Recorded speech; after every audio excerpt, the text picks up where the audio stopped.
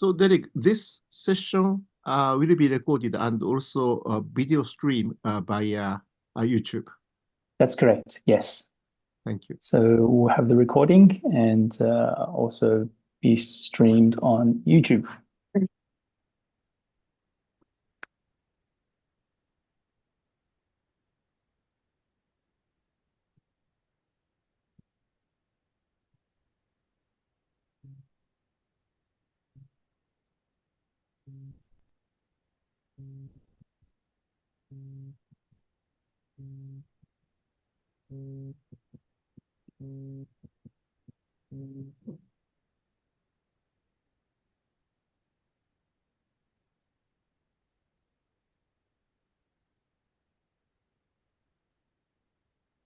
Okay. So it is at the top of the hour, so let's begin. So hello everyone, wherever you are in the world, welcome to the final session, session 11 of the Future of Capitalism 2024. Today we have the topic of today's session is the roles and responsibilities of enterprise and leadership.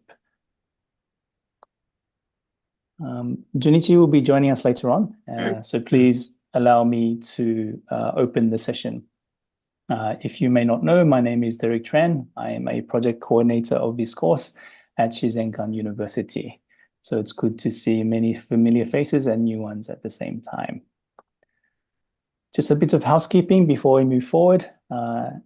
Once again, for the 11th and final time, all students, please change your handle name to your university, followed by your full name. Have your microphone off and camera on at all times. For observers on this call, please change your handle name to adding the capital letter O to the front of your full name. And we would appreciate having your camera and microphone off at all times. We have three wonderful speakers this session with Professor Jan-Peter Balkenende, Professor Govert Buijs, apologies if I've made a mistake with your pronunciation, and of course, Paul Pullman. But I'll let our facilitator for today's session, let him introduce the speakers. So we have Professor George Olcott from Shizenkan University as our facilitator this evening. A bit of background about George. He did his MBA at INSEAD in France before moving on to UBS Investment Banking, and also completed his PhD at the Judge Business School in the University of Cambridge. Fast forward to 2008, he has been on several boards of major Japanese companies such as Denso, Kirin, and also Toyota. So with that, as of course, board member, also as our facilitator, and most importantly, as a gentleman, Professor George, the floor is yours. Thank you very much, Derek. I'm not sure about gentlemen, but I'll do my best. It's a huge privilege to be facilitating today's discussion with two such distinguished gentlemen. It'd take half an hour to give a full to give a really good introduction to these two. But Jan-Peter Balkenende, he's as Derek has mentioned, a former Prime Minister of Holland. He's a long-time academic and made the transition, I think, very unusually, especially from a Japanese or a UK perspective, from academia to politics, although I think he was always involved in municipal politics and student politics, but was Prime Minister of the Netherlands between 2002 and 2010, during what must have been a very tumultuous time in Dutch politics. Since then, he has been a board member of, a partner of Ernst & Young and a senior advisor, and has written many books and authored many other publications, including the theme of today's discussion, the recent book he's written with Govert Buijs, who is also, I think, an alumnus of Vrije Universiteit in Amsterdam, and is currently a professor of political philosophy there, and has also authored, of course, many other books and publications, and co-authored with Professor Balkenende this wonderful book, which we're going to be talking about today. So without further ado, I will hand over to the two distinguished gentlemen. They will speak for about, I think, 40 minutes, starting with Professor Balkenende. We will have then a five-minute breakout session, followed by I hope, what will be a fruitful and lively Q&A session. Thank you. Over to you, Jan-Peter. Thank you very much, Professor Olcott. It's an honor to be with you. Future of Capitalism 2024. It's really a great course, and you had a lot of eminent speakers. So it is an honor to be with you, an audience from all over the world. I've seen the countries where you're from, and it's amazing that we can work together. And I think we all share the same conviction that if we want to cope with the challenges of today and tomorrow, we need each other. When I was a kid in the 60s, then I heard the wording, it's one world or no world. And I think this is still valid today. Professor Govert Buys and I recently published a book called Capitalism Reconnected. And we will talk, of course, about it, about the content of the book, but we also will make some more general remarks. And we would like to proceed as follows. I will start with saying something about three gaps we can see today. The gap between geopolitical circumstances and the global agenda, a gap between new views on the market economy and old-fashioned practices, and gaps between a new orientation of the corporation and the practices, as you can see. Then I will some remarks about the history of the project. I will say something about the book, our project, and some key elements. Then Professor Buys will talk about the content of the book. He will use some slides to clarify, and then I will make some final remarks. This about what we are intent to do in the next 40 minutes. First item, the three gaps. When you talk about the global agenda, the question is always, do we have a global agenda? And I think we have. We have the Sustainable Development Goals. We have the issue of the climate change, the COP meetings. We talk about the necessity to change our view on the use of natural resources and materials, the circular economy. We talk about how to combat the issue of inequality. And more we will talk about Arctic melting, the big risks that can be confronted with Arctic melting. And we talk about artificial intelligence, good elements, but also the difficult ones. So we have an important and inspiring agenda. And in the past, we've seen that the world is able to work with these global orientations. After the Second World War, a terrible time, we had the United Nations. In 1948, we had the Universal Declaration of Human Rights. Later on, we were confronted with the issue of the hole in the ozone layer, and we were able to tackle that issue. Since 2000, we had a program called the Millennium Development Goals. In all these cases, we've seen that if you work together, you can achieve important goals.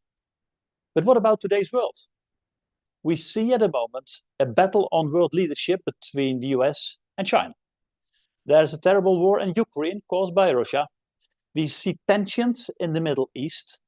We see, of course, the upcoming of the Global South. They also won't have their place in world society. There's also criticism on the Western countries. That's all what you can see in today's world. So we have geopolitical tensions and we have geo-economic fragmentation. That is what we can see today. There's a kind of gap, but let me be very clear. It is important to go on with the global agenda. We need such an agenda. It's also important not only to focus on the heads of government, but also focus on the non-state actors, businesses, NGOs, universities, and so on. And we need an increase of awareness of all those issues. I'm also a professor. I have to mention some books. I will give a few recommendations. This book I like very much, Why Nations Fail, of Atsumogo and Robertson. It's a very nice book about how can countries be successful, the rule of law, innovation, and inclusive institutions.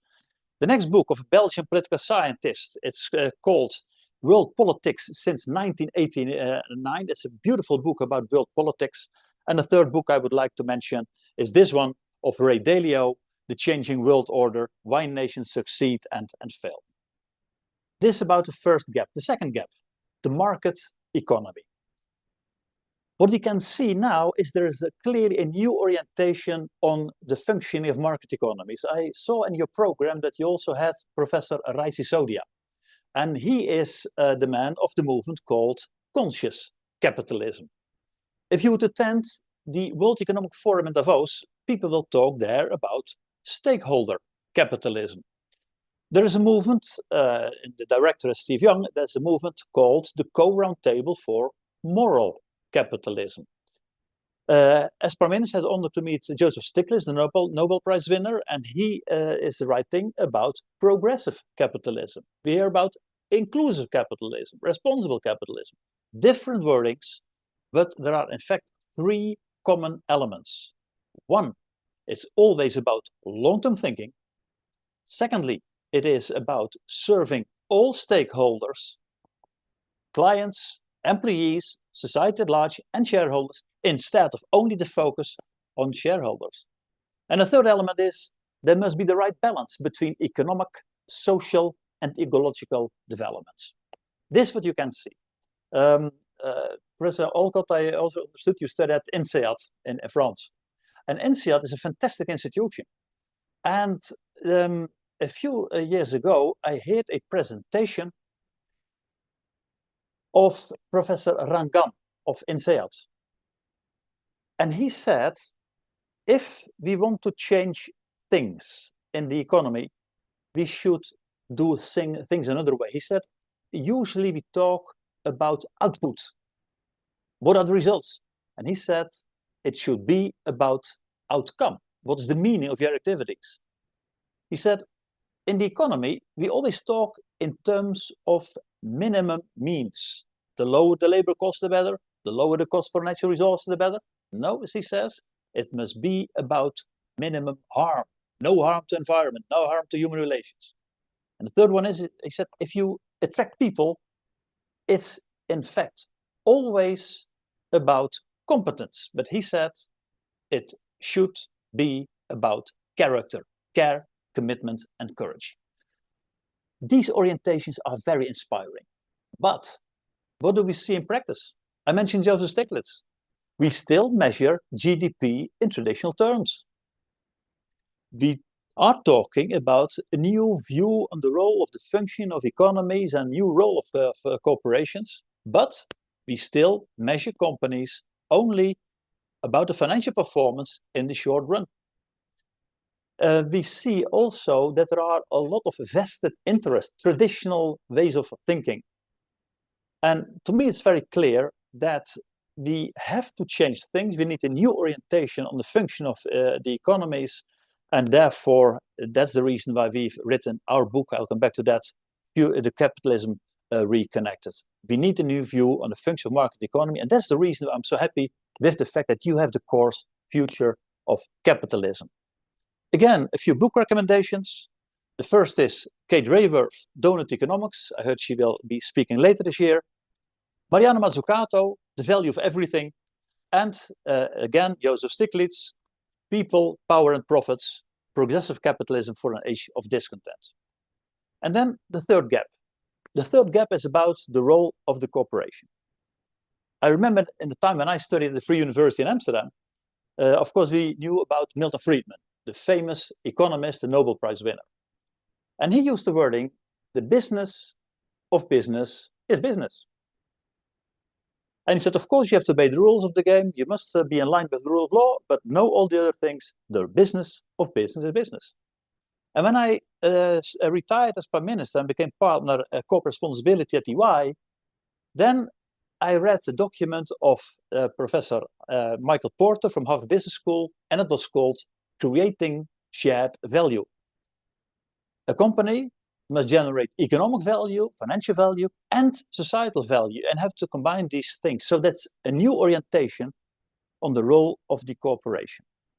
In earlier days, companies considered corporate social responsibility as something extra, doing good for society. And the people talk in terms of giving back. And that means you are supporting cancer research, universities, hospitals, and so on. And of course, there's nothing wrong with giving back.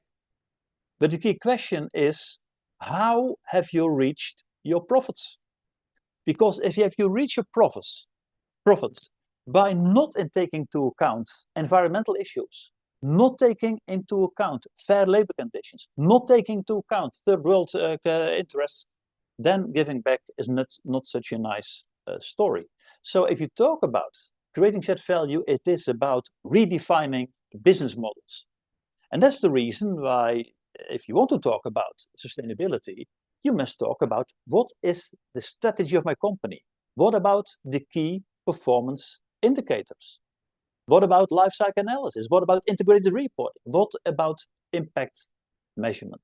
I think these things are really key. So there are many convictions. And that means what are the intentions to be a sustainable company? You can talk about concerns about our planet. You can think about reputation of your organization.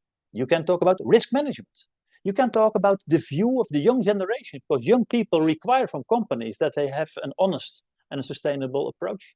There are legal cases against companies. So there are many reasons to be active in the field of sustainable business practices. So we are living in a time of a new view on the role of the corporation, and that's good. But having said that, what do we see in practice? A lot of companies still are traditional companies, are in fact using the old tools, are in fact sometimes hiding behind arguments of the level playing field. My competitors are doing these things. So there are a lot of doubts sometimes about transitions. And it's my conviction that those companies that are willing to choose for another opinion, for new orientations, they will be the winners of tomorrow.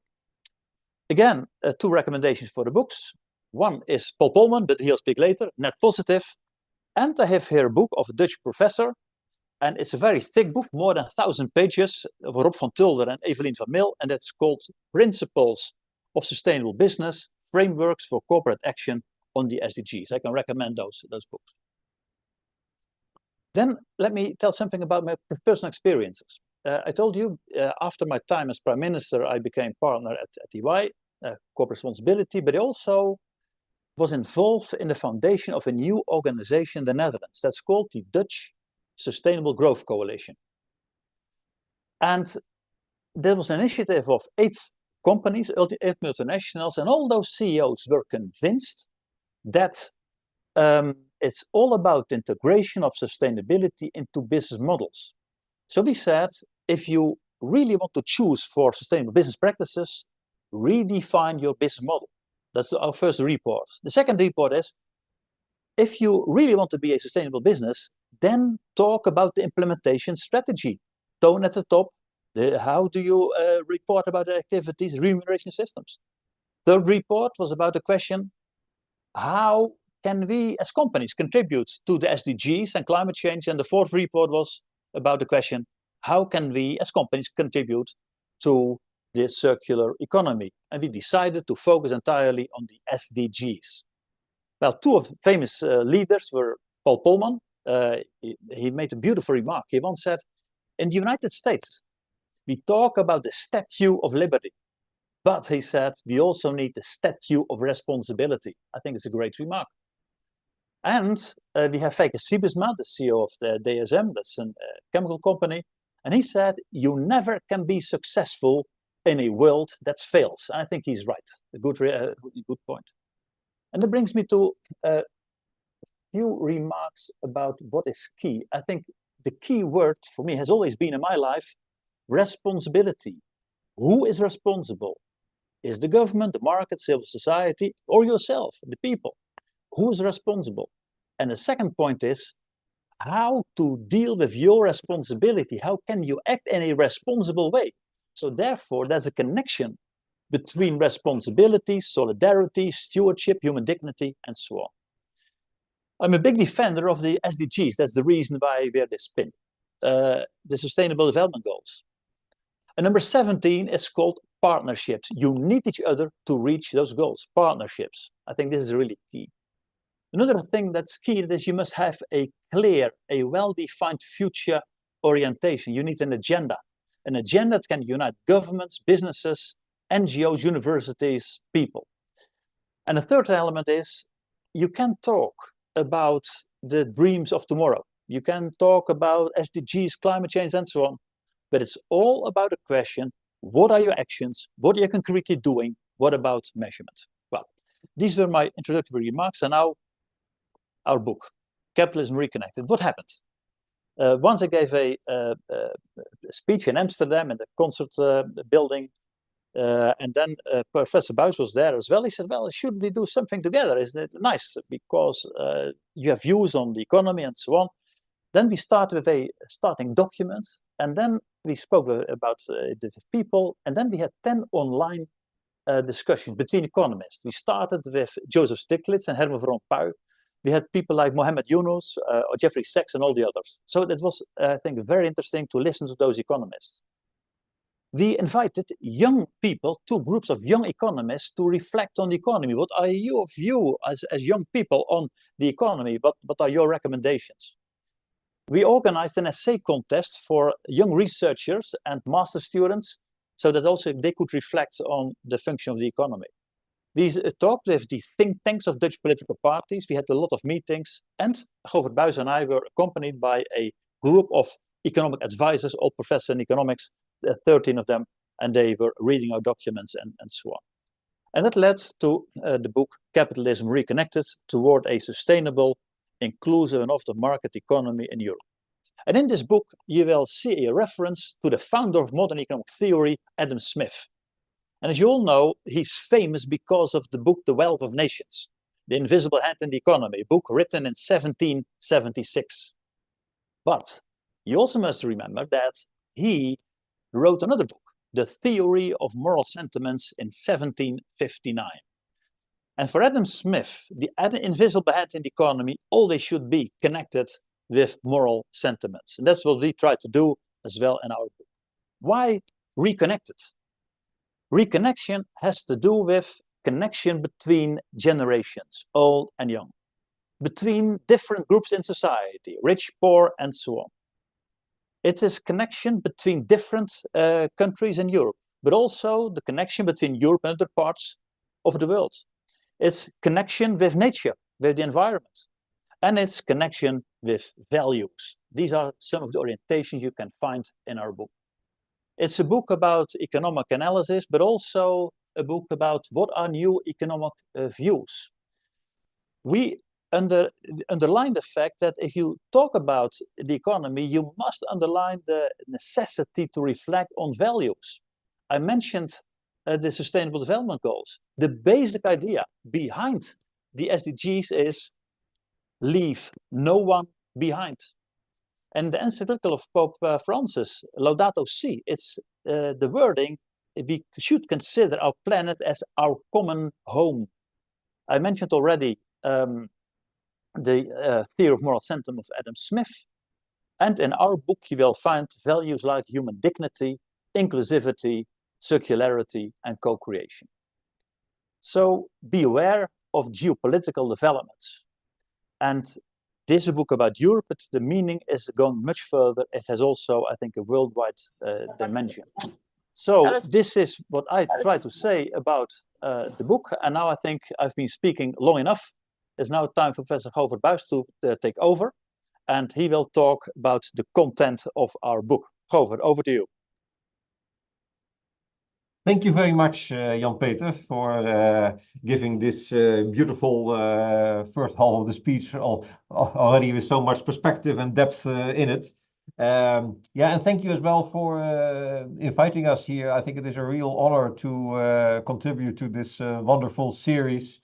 And when I see all these people from various parts of the world, I really would love to hear all your perspectives as well, and to get something back. So perhaps you can share some of this in the Q&A, because that can be very worthwhile for both of us to hear this perspective from very different contexts from Europe, because our context is indeed Europe, and that is what we have, that's you could say the birthplace of this book. Not to contain it to Europe, certainly not, but to see that at least if you are looking for a new economy, there should be some actors who really are committing to it. And we are kind of giving a call to Europe, European nations, European Union to commit themselves to a new economy, but not exclusively. We hope that will be just a global movement, of course, but you have to start somewhere. So that's why we chose for this European focus.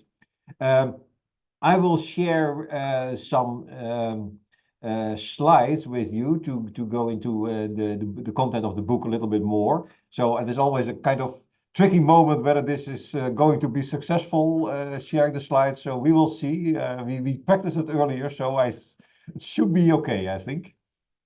Yeah, you can see it there, I think. And there it comes. Yeah, okay. Well, this is our book. Jan-Peter shared it already.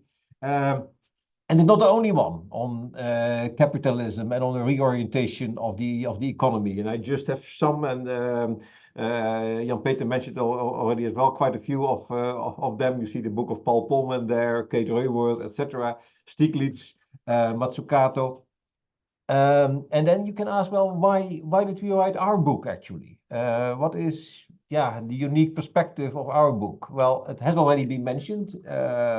That we have this focus on Europe, and say that in the global world where you see this competition on the you can say hegemony of the world between United States and China, and we say there should be more perspectives in the world, and European should be one perspective as well. And I would urgently call for Japan to as well to develop and of course there are all kind of ideas there, and to present them on a global scale, because I think we need a global dialogue on the future of capitalism and not leave it to these only two players there. And that's how it is, how we intend our book as well. So the European perspective, but as well, and I think in a lot of literature on the reorientation of the economy, it becomes almost sometimes, almost a kind of exercise in isolation. You say, well, beautiful ideas, which are very inspiring, and yet, and Jan-Peter was already referring to that, our reality, our grim reality, is quite different. And I think what we try to do in our book is to make sure that we say, well, if we are talking about a new orientation of economy and a new role for business, etc., then be aware that we are entering into a difficult arena. And we call this in our book the thorny triangle. So and that will always be kind of difficult operating in this, a little bit like the globalization trilemma of Professor Roderick. This has been some of our inspiration there. And we say, well, the reorientation of the economy should always be as well very much aware of the geopolitical context in which we are operating. In that sense, we cannot be naive. There are as well strong geopolitical interests of all kinds of different players there. And that means that you have really to design a policy in a way, and that is for Europe is especially important, that they say, well, that is not exclusively focused on Europe, but sees as well the interest, the geopolitical interest of other players in the world, and do justice to them. So we really call for having a more global perspective in which you say Africa has strong interests, and that is important. We cannot, and we are quite critical in our book of the whole colonial history of Europe, of course, in which we say, well, that certainly has not been the right way to deal with the world, and Europe should have a new approach there, in which we from this Western domination go toward a real global perspective, in which we have a strong acknowledgement of the different interests that are there, and yet try to bring things together, to build a global coalition for a new economy. So the geopolitical context. But there is this other triangle. And that is, I don't know how much you know about the current situation in Europe. I'm quite sure you will know something about the current situation in the United States. You see there the temptation of populism and of autocratic leadership that doesn't want to know anything about reorientation of the economy in terms of more a sustainable and more socially connected economy, but just wants to have, you can say, the free market alone approach, shareholder economy, that's it, and no further ado. Yes. And that gives a lot of tensions in the various countries, that you say, well, if you want to have a new perspective on the economy, make sure that the population at large is involved in this. It should not be an elite project, so to say. It should be a project that really has its strong political legitimation, so that you say as well, the new economy is good for example, especially for poor people, for example, and that you try to involve them in that, instead of saying, well, these are the things that you are not allowed. You cannot drive cars anymore in the future, or whatever. And you have to lower your consumption, etc. Just giving the burden, so to say, on the population without perspective and without hope, so to say. So this democratic legitimacy is crucial for us. And I think this triangle, if you think about a new economy, you should always think in this triangle. And then what is important in that, and that is our next slide, is that you can only navigate the dilemmas that are here when you have a clear sense of your central values. Yes? And I think our approach is very much a value-based approach. Not to say that interests do not play a role, they do play a role, but to adjudicate in a right way, you have to have your values well formulated and well articulated, yes. And well, with a kind of extensive story, you can read it in the book. We come with, and Jan-Peter mentioned it already, with 4 key values, I think, that of the economy of the future. And we say that Europe has a special stake in the development of this, and the further development of this human dignity. And of course, that has become a global agenda with the Declaration of Human Rights in 1948, but it remains crucial for the future. Inclusivity, very much related to this, is indeed that all different. That was already is a phrase from Adam Smith, actually. He talks about the wealth to be distributed among the different range of the people. That was very important for him, that the market economy should be organized in a way that it is profitable to all people within nations and to all nations globally. Yes? And not be an asymmetrical endeavor in which some groups are getting incredibly rich, either international or national, and others lose. Yes, and it doesn't have to be. If you organize the things well, then the free market can, as Adam Smith really envisioned it, as a means to involve all the different range of the people. And this vision we should formulate and really make this into our guide star for the future as well. Inclusivity, regenerativity. That is a recent value, of course, and that refers to the broken connection between, if you take it in a large way, Homo sapiens and nature.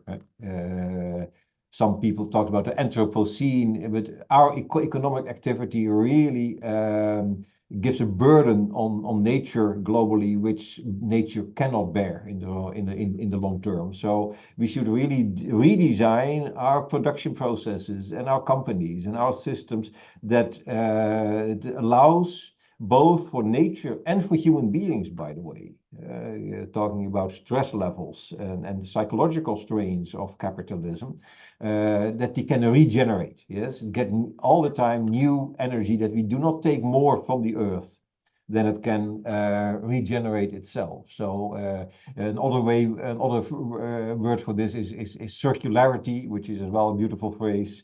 Regenerativity, we just have a slight preference for that word, but basically they are referring to the same thing. And we need this innovative power because to get a reorientation to the economy, we need the creativity of all of you folks, basically there, younger generation, etc. There are huge challenges, which are as well a real, it is fun to work with. We have been designing products in our cycles of what was often called the take, make, waste economy. Yeah, that you say, well, you design something, you take material out of nature, you make something, and then it gets to waste. Why not prolong this creativity of products, including this final phase of how do you get rid of the materials again? Yeah, that is a huge technological challenge, but it's as well very interesting to work on. And then you get this. So this as well that is why creativity is crucial. And we have some examples of that, but perhaps we can share that in the Q&A. And that is always creativity is always doing something together with others. And this co-creativity is really what we envision is that we get all kind of groups together say, well, how can we do this better and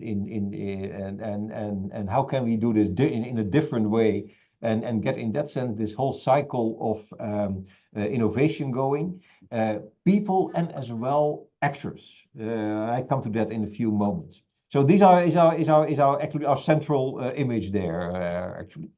And then we say, well, the renewing of economic thinking has 5 pillars.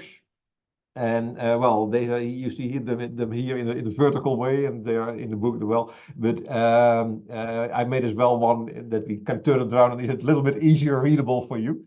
And this is already, and that was really a kind of great discovery that we made while we were working on the book. How much has been done already, and how much has been developed already, and is in the process of developing. So we see if we are talking about we have here 5 whys: ideals, inspiration, ideas, indicators, and institutions. If we are talking about the purposes of an economy, it used to be, and that is not a very long way. We mentioned already Adam Smith had a much larger view on the purpose of the economy. But since the 1930s, 40s, 50s, it became more and more that just the purpose of an economy is GDP growth. And you see now already how has been a lot of thinking about, well, is this really all? Or shouldn't we think in a more integral and multi-dimensional way about what an economy, what we can expect and should expect from an economy? And so you see whole literature on well-being economy or on better life or on Bhutan is of course famous for putting happiness in the center there, and there are all kinds of different approaches.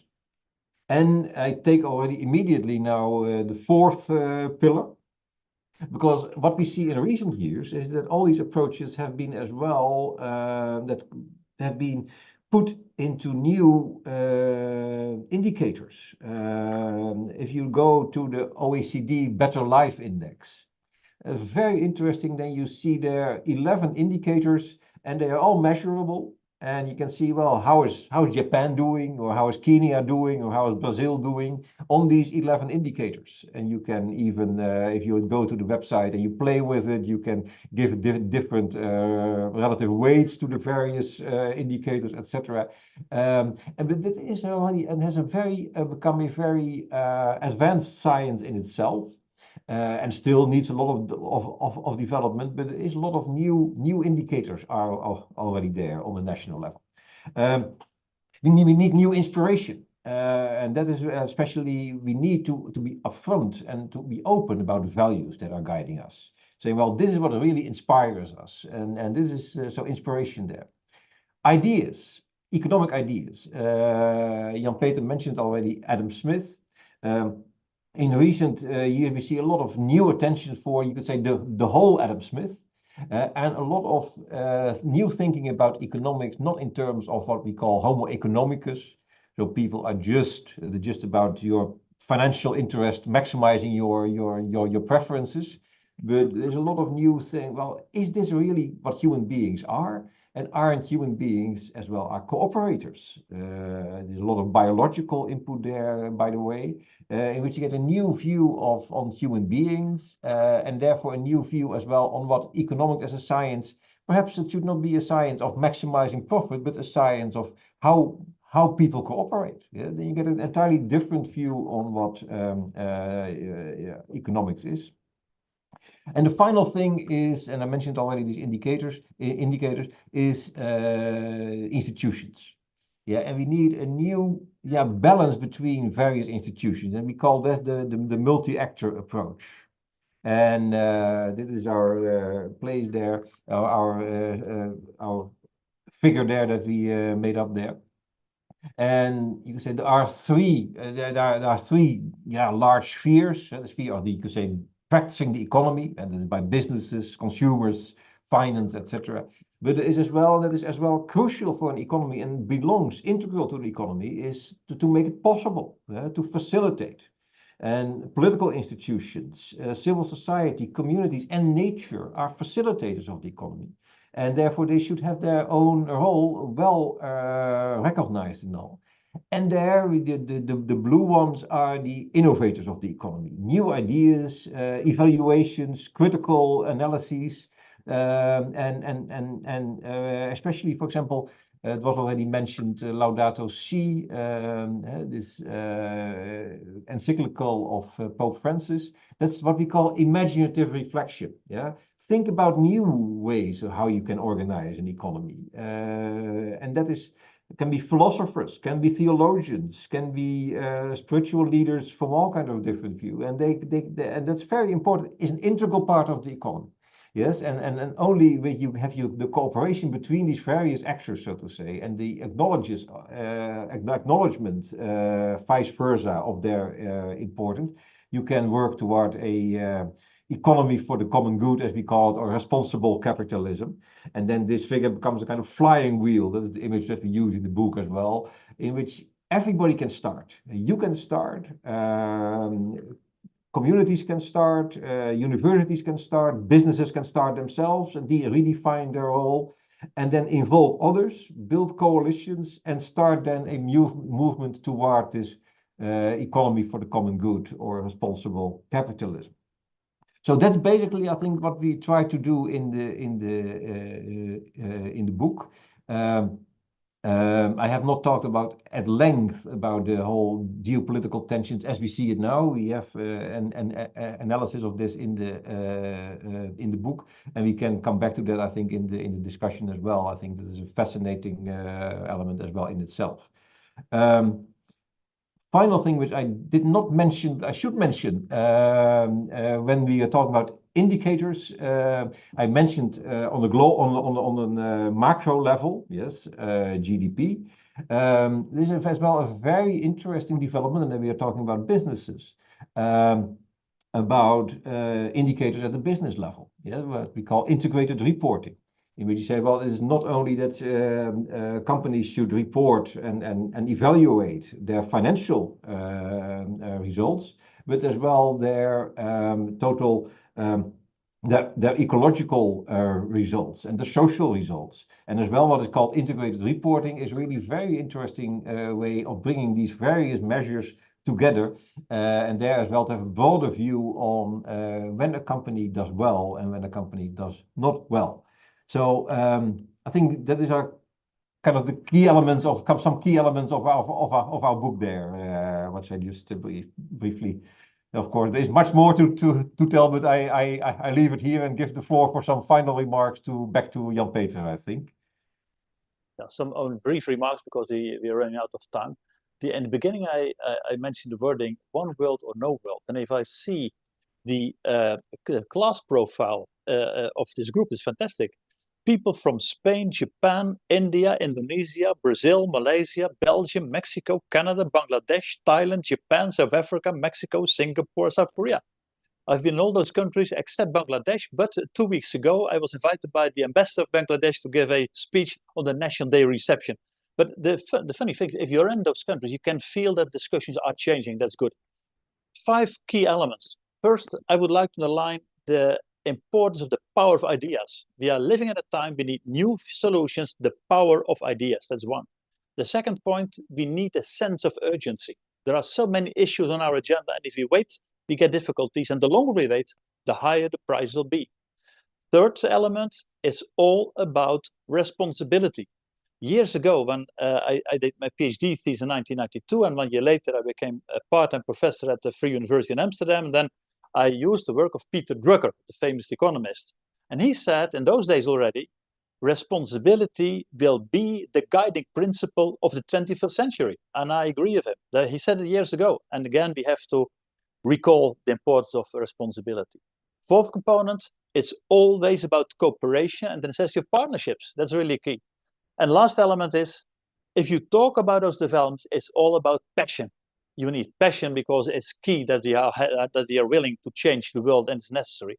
And it's also, and that's the reason why we finish our book with an epilogue called Towards an Economics of Hope. I underlined the word hope. And that's my last book I will mention. And Govert, you mentioned the book to me, and I've read it. That's Hannah Ritchie, Not the End of the World. And it's a funny story because she's a climate specialist. She's a researcher. And in the beginning, she said, I feel so terrible. It's so negative, everything what's happening in the world. But then she listened to Hans Rosling, a famous author of the book Factfulness. And then she said, no, it's about hope. How can we change things in the right way? I think there's also a story of hope. And Govert, I think we can be very clear. It's our intention that we contribute to hope for the future with our book. Well, thank you so much both for such a fantastic exposition of your ideas and a great summary of the book. So much fruit for discussion there. I think what we're going to do now, Derek, is to break out into for 5 minutes into groups. So I'll hand over to you to facilitate that process. Thanks, everyone. So we'll randomly put you into breakout rooms. So for all observers, you will also be put into breakout rooms. If you feel free to stay and observe the conversation.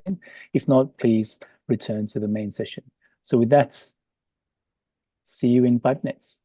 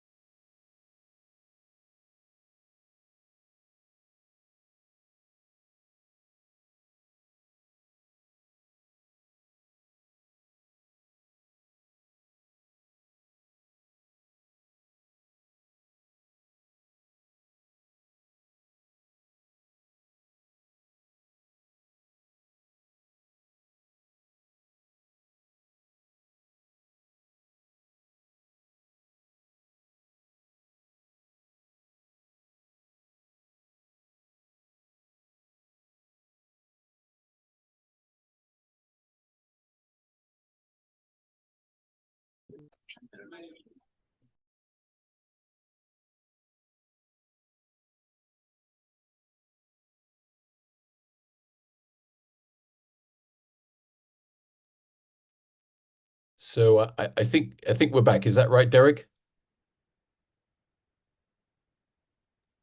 That's correct. Yeah. Okay. I apologize to Joey just now. We were in the middle of a discussion and he was just giving me his views, but we got cut off. And I'm sorry. And so not everyone got to talk. But I think so. What we'd like now is a very active Q&A. We'd like, if possible, for you to raise your hands, but also to put your questions in the chat. I am very, very bad at multitasking, and if some of the veterans on the course, such as Anil or Edson, feel that I've missed out any important questions, please chip in. Feel free to chip in, and that applies to you also, Tomo. But just before, while we're maybe waiting for the questions and for people to put up their hands, because this is a really unique opportunity to do this.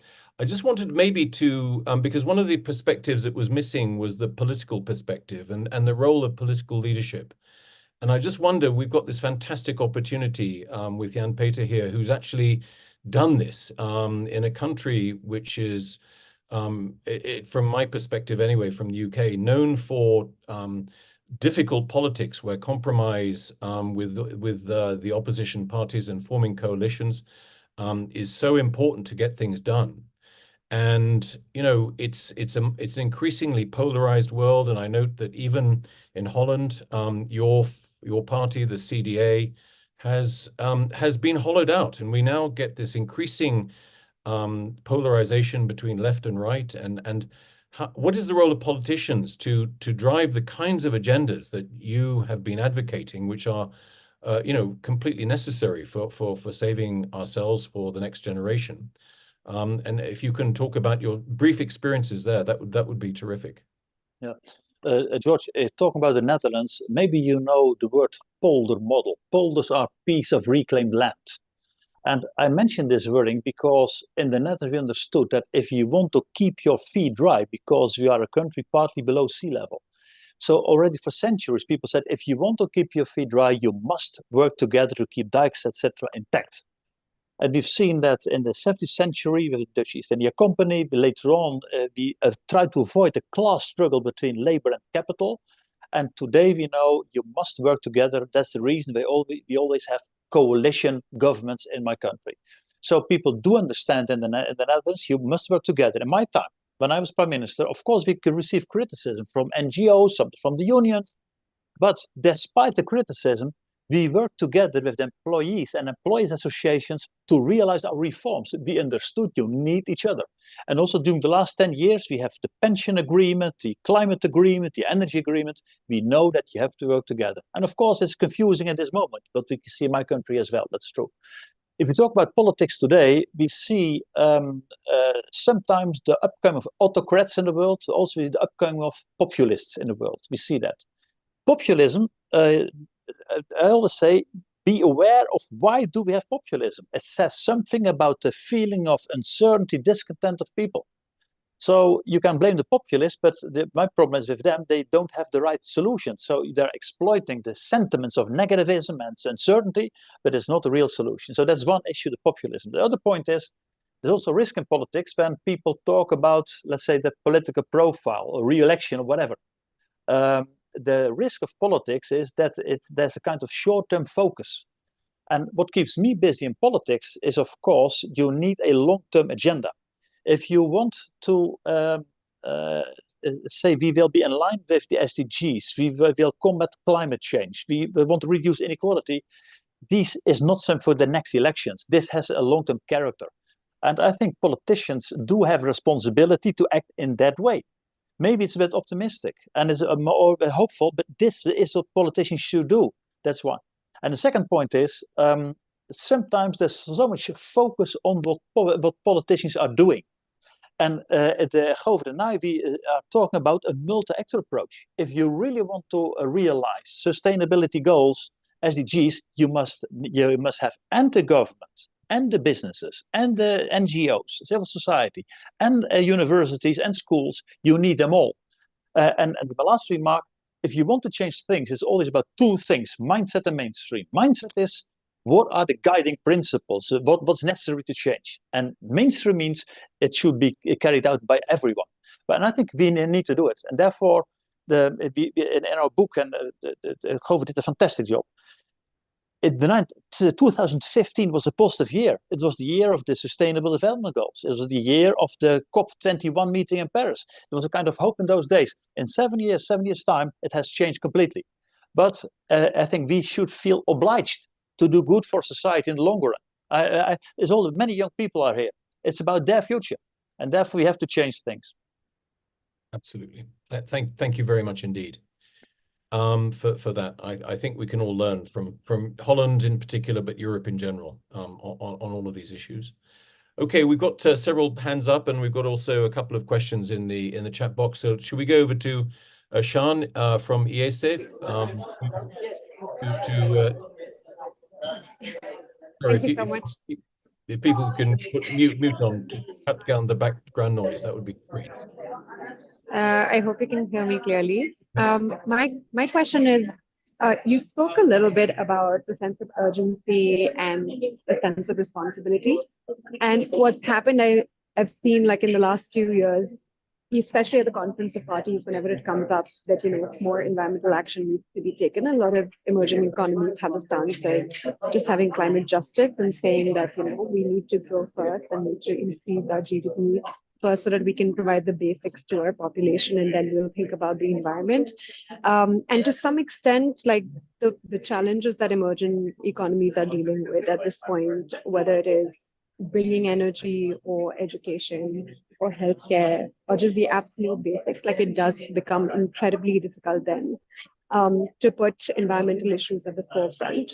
And so I wanted to just understand, like, what according to you, like as a policy maker, can emerging economies do to balance the environmental actions with the rest of the work they're doing, just knowing how stark the reality is in some of our countries?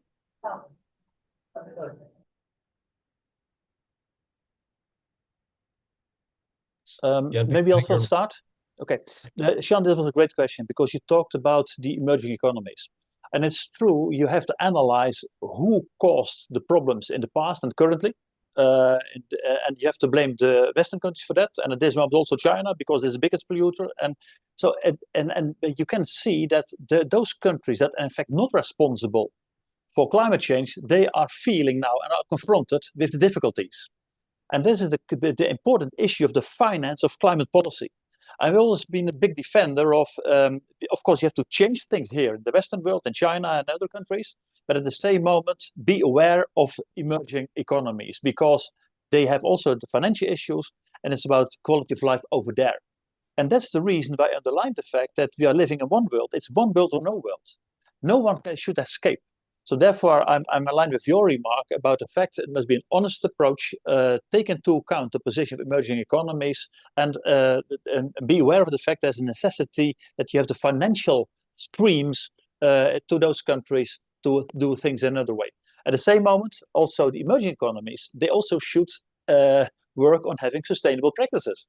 There's also risk, let's say, if the emerging economies would pick up old-fashioned ways of thinking, old-fashioned techniques, then it has no use. So it's two-way traffic. Yeah, and just to add one thing, I think in terms of this two-way traffic, I think is well, your question kind of reminds me of this Kate Raworth's donut economy. That you say you have the social foundation and the ecological ceiling, and there in between there is the safe space for humanity. But in this safe space, we need to cooperate. And I think one of the things that we propose in our book is to have a much more global cooperation, especially on sustainable technology. And that you really can help each other, and without kind of huge kind of tariff barriers, etc. to make a sustainable transition possible, especially in the southern countries, and make it a responsibility of the northern countries. That it is not a kind of, oh, we are making Europe clean, but all the dirt goes elsewhere. That should be really that's totally the wrong approach. So it should be a common effort there. So that just to add to what Jan-Peter was saying. Robert, you mentioned the necessity of cooperation. There are also students from Belgium. You have the Vleer Business School. There's also, you know, probably a Belgian philosopher called Michael Vleerik, same name, and he has written a book about the age of worldwide cooperation. I think he is completely right. If you are not able to find worldwide cooperation, then you can forget it. Super. Thank you very much. I'll just take one from the, there's two here, which are sort of joined. How can we as individuals and as a society, this is from Taifa, BB, ensure that our actions and decisions prioritize the well-being and dignity of all people while also safeguarding the environment for future generations? I mean, maybe you could combine that with the next question from Patricia from VLK. How to concretely overcome the short-termism of politics and corporates that focus on shareholder profits?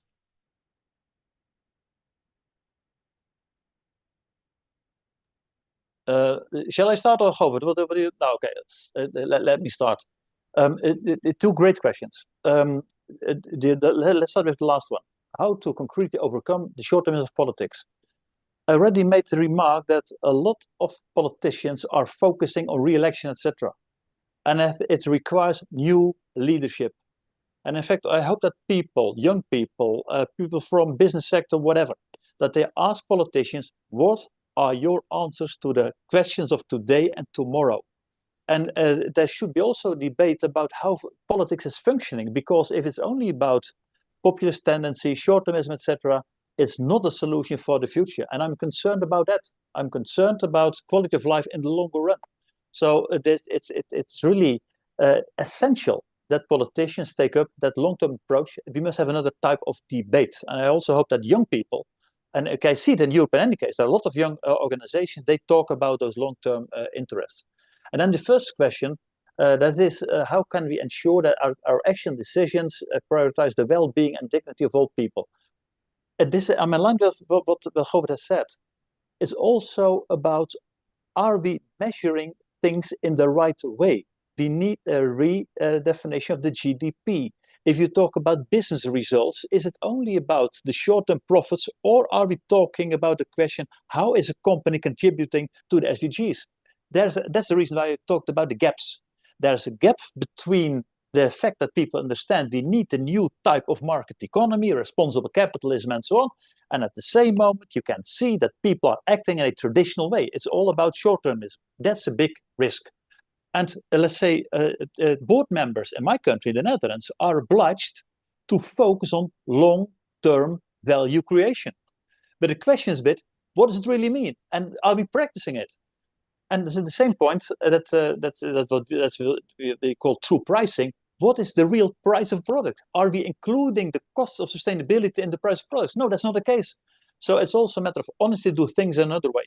So these questions you brought up, these are really key to get a better future, and we need honesty to overcome these issues. May I add one example of this in the Netherlands? And you've always to look for the holes in the system, so to say, where that's where the light, there's a crack in everything. That's where the light comes in. And what civil society organizations did in the Netherlands is to talk with pension funds. And pension funds in the Netherlands are huge investors. But they have as well, by nature, they have the kind of long-term view. And then civil society organizations and members of the pension funds started a dialogue with the board members and say, well, what is your view on sustainability, etc., and your long-term perspective, and are you willing to invest in this? And now more and more there is a whole kind of turnaround among the investment funds, and that, of course, that are not the short-term investors, but you can say it's a substantial financial stream there that is really becoming much more conscious of its long-term value role, so to say. So that's sometimes you have to look just for an actor that seems to be open to a dialogue, and you can start there, yes. And once you start there and they are doing well, then others can come. So in that sense, our idea is really start somewhere, and then try to make larger circles, so to say, of influence and impact there. Yeah, and young people can really play a very important role in that regard.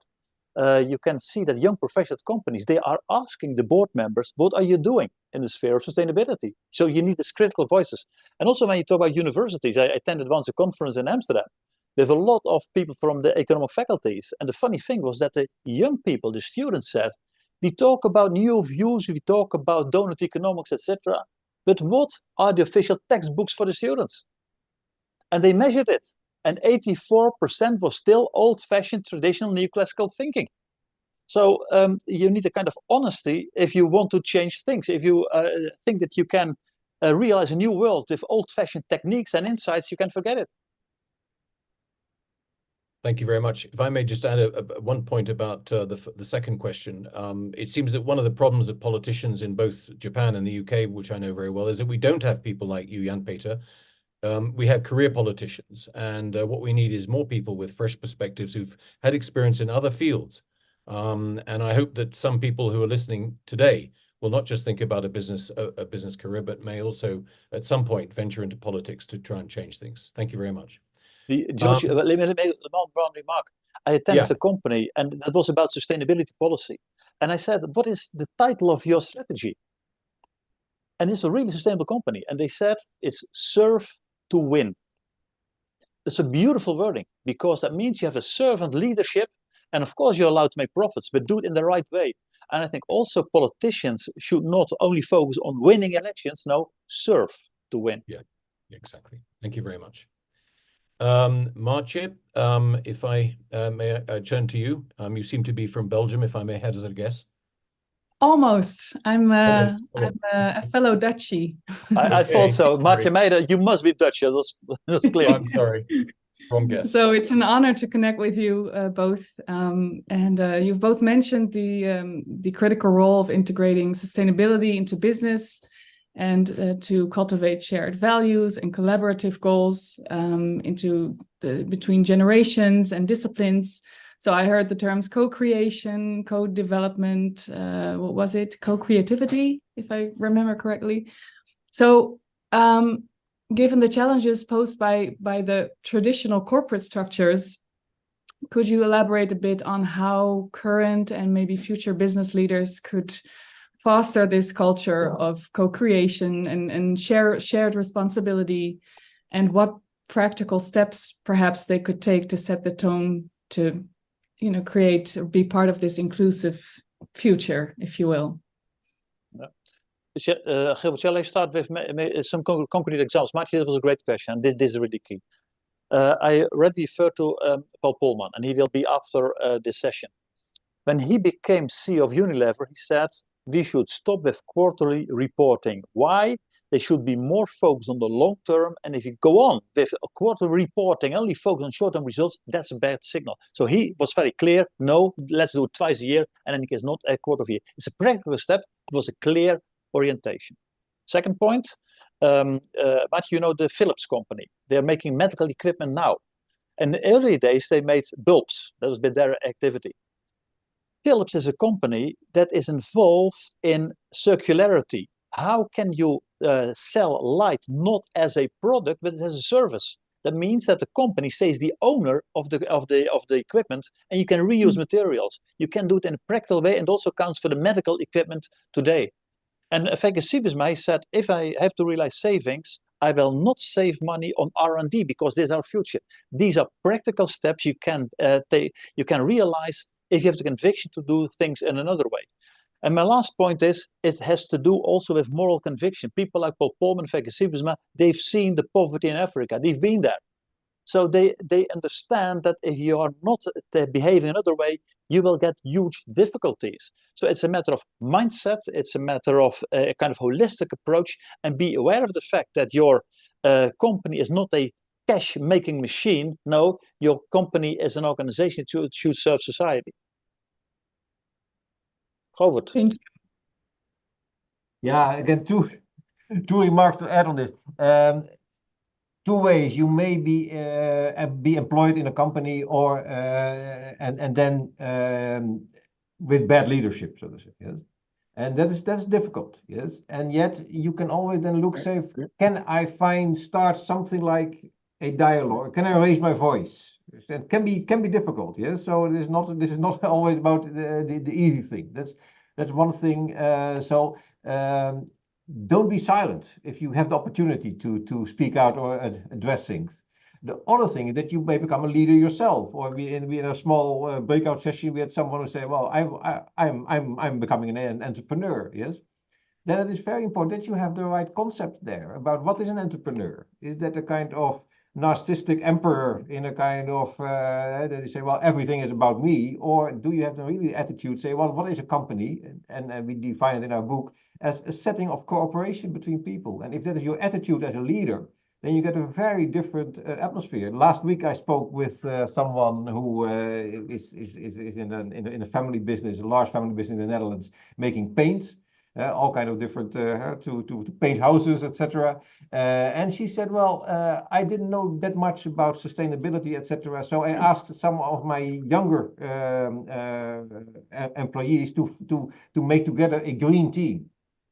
And then I gave them all kind of space to address this in our company, and that started the whole process of of making the company much more sustainable. So if you are becoming a leader yourself, you can do these kind of things. Yes, that's important that you then have your values and focus right. Not say, well, oh, now I'm a company, I just want to make as much profit as possible, or I'm now leader of the company, etc. No, have your value ordering right, and then you can start cooperation around that with the people. Yeah. And Govert, a nice example is KLM. The board said we will invite people to bring forward new ideas in the sphere of sustainability. And then the board said we will take over those suggestions, those recommendations, and if not, we will clarify why we don't do it. But then you take people seriously. So there are a lot of instruments you can use. So it's also a matter of creativity. And let's say if you're not taking up the responsibility, others will take over. You can see, I like cars. You can see the competition coming from other countries. If you're waiting too long with EVs and so on, you can forget it. As a board member of Toyota, I take your message very seriously. It's now 1:15 here, 2:15 Central European time. I think, Derek, we probably ran out of time. Is that correct? You have 1 minute. 1 minute. Well, I think it's too short a time to ask a question. I think it's probably right only to thank both of you for such fantastic presentations, Jan-Peter, Govert. We really took a lot of great hope from everything that you've said, and I'm sure that Paul will reinforce all of the points you've just made. But we thank you so much from the bottom of our hearts for those messages, and it's a great way to have this on the last session of this great course on the future of capitalism. So thank you both very, very much, and we hope to see you again soon. Thank you. Thank you very much. Yeah, we had still one question about hope, but we cannot answer the question anymore. But I think that it will really something that you take from this session, all of you, that you say, well, not although there are reasons for despair, that is not. There is certainly reasons are for hope as well. We cannot delve into this now, but I just wanted to underline this as a final farewell to all of you. Yeah. I was in the 5-minute session, and I listened to Louis and Yunus said he's a bit concerned about we're not acting enough. And he's right. We have to do much more, and that's a responsibility for all of us. Thank you, Jan-Peter. Thank you, Robert, very much indeed for those messages of hope. So I'll hand you briefly back to Derek. I hope Paul is already on, and then we can facilitate that transition. Yes, so Paul is online, so please feel free to move forward, George. Okay. So for the second part of our discussion, it's a very Dutch day today. We have a yet another famous Dutchman, Paul Polman, who is had a very successful business career, first of all with P&G and then with Nestlé briefly, and finally as CEO of Unilever from 2009 to 2019, where he oversaw a very successful period when Unilever increased its value enormously, but whilst at the same time being able to drive a very fundamental alignment, long-term alignment, and a very strong multi-stakeholder approach. And he has a degree from the University of Groningen and also a master's in economics and an MBA from University of Cincinnati. And since he retired from Unilever, has done a lot of great work and done a lot of great writing in a number of areas related to sustainability. So without further ado, I'd like to bring Paul into the picture. There he is. Yeah. So Paul, I'm George Olcott. I'll be facilitating today's discussion. And what I understand is that you'll be talking for, say, 15 minutes, and then we'll open it up for Q&A. Is that okay? Yes, you like, and thanks, George, for the introduction. Most of it was correct, except the thing that I'm retired. I actually don't like that word. It sounds like you were tired before and you're tired again, and that's just not appealing to me. Also, very good to see my dear friend Jan-Peter and Govert, and I certainly highly recommend you all read that book.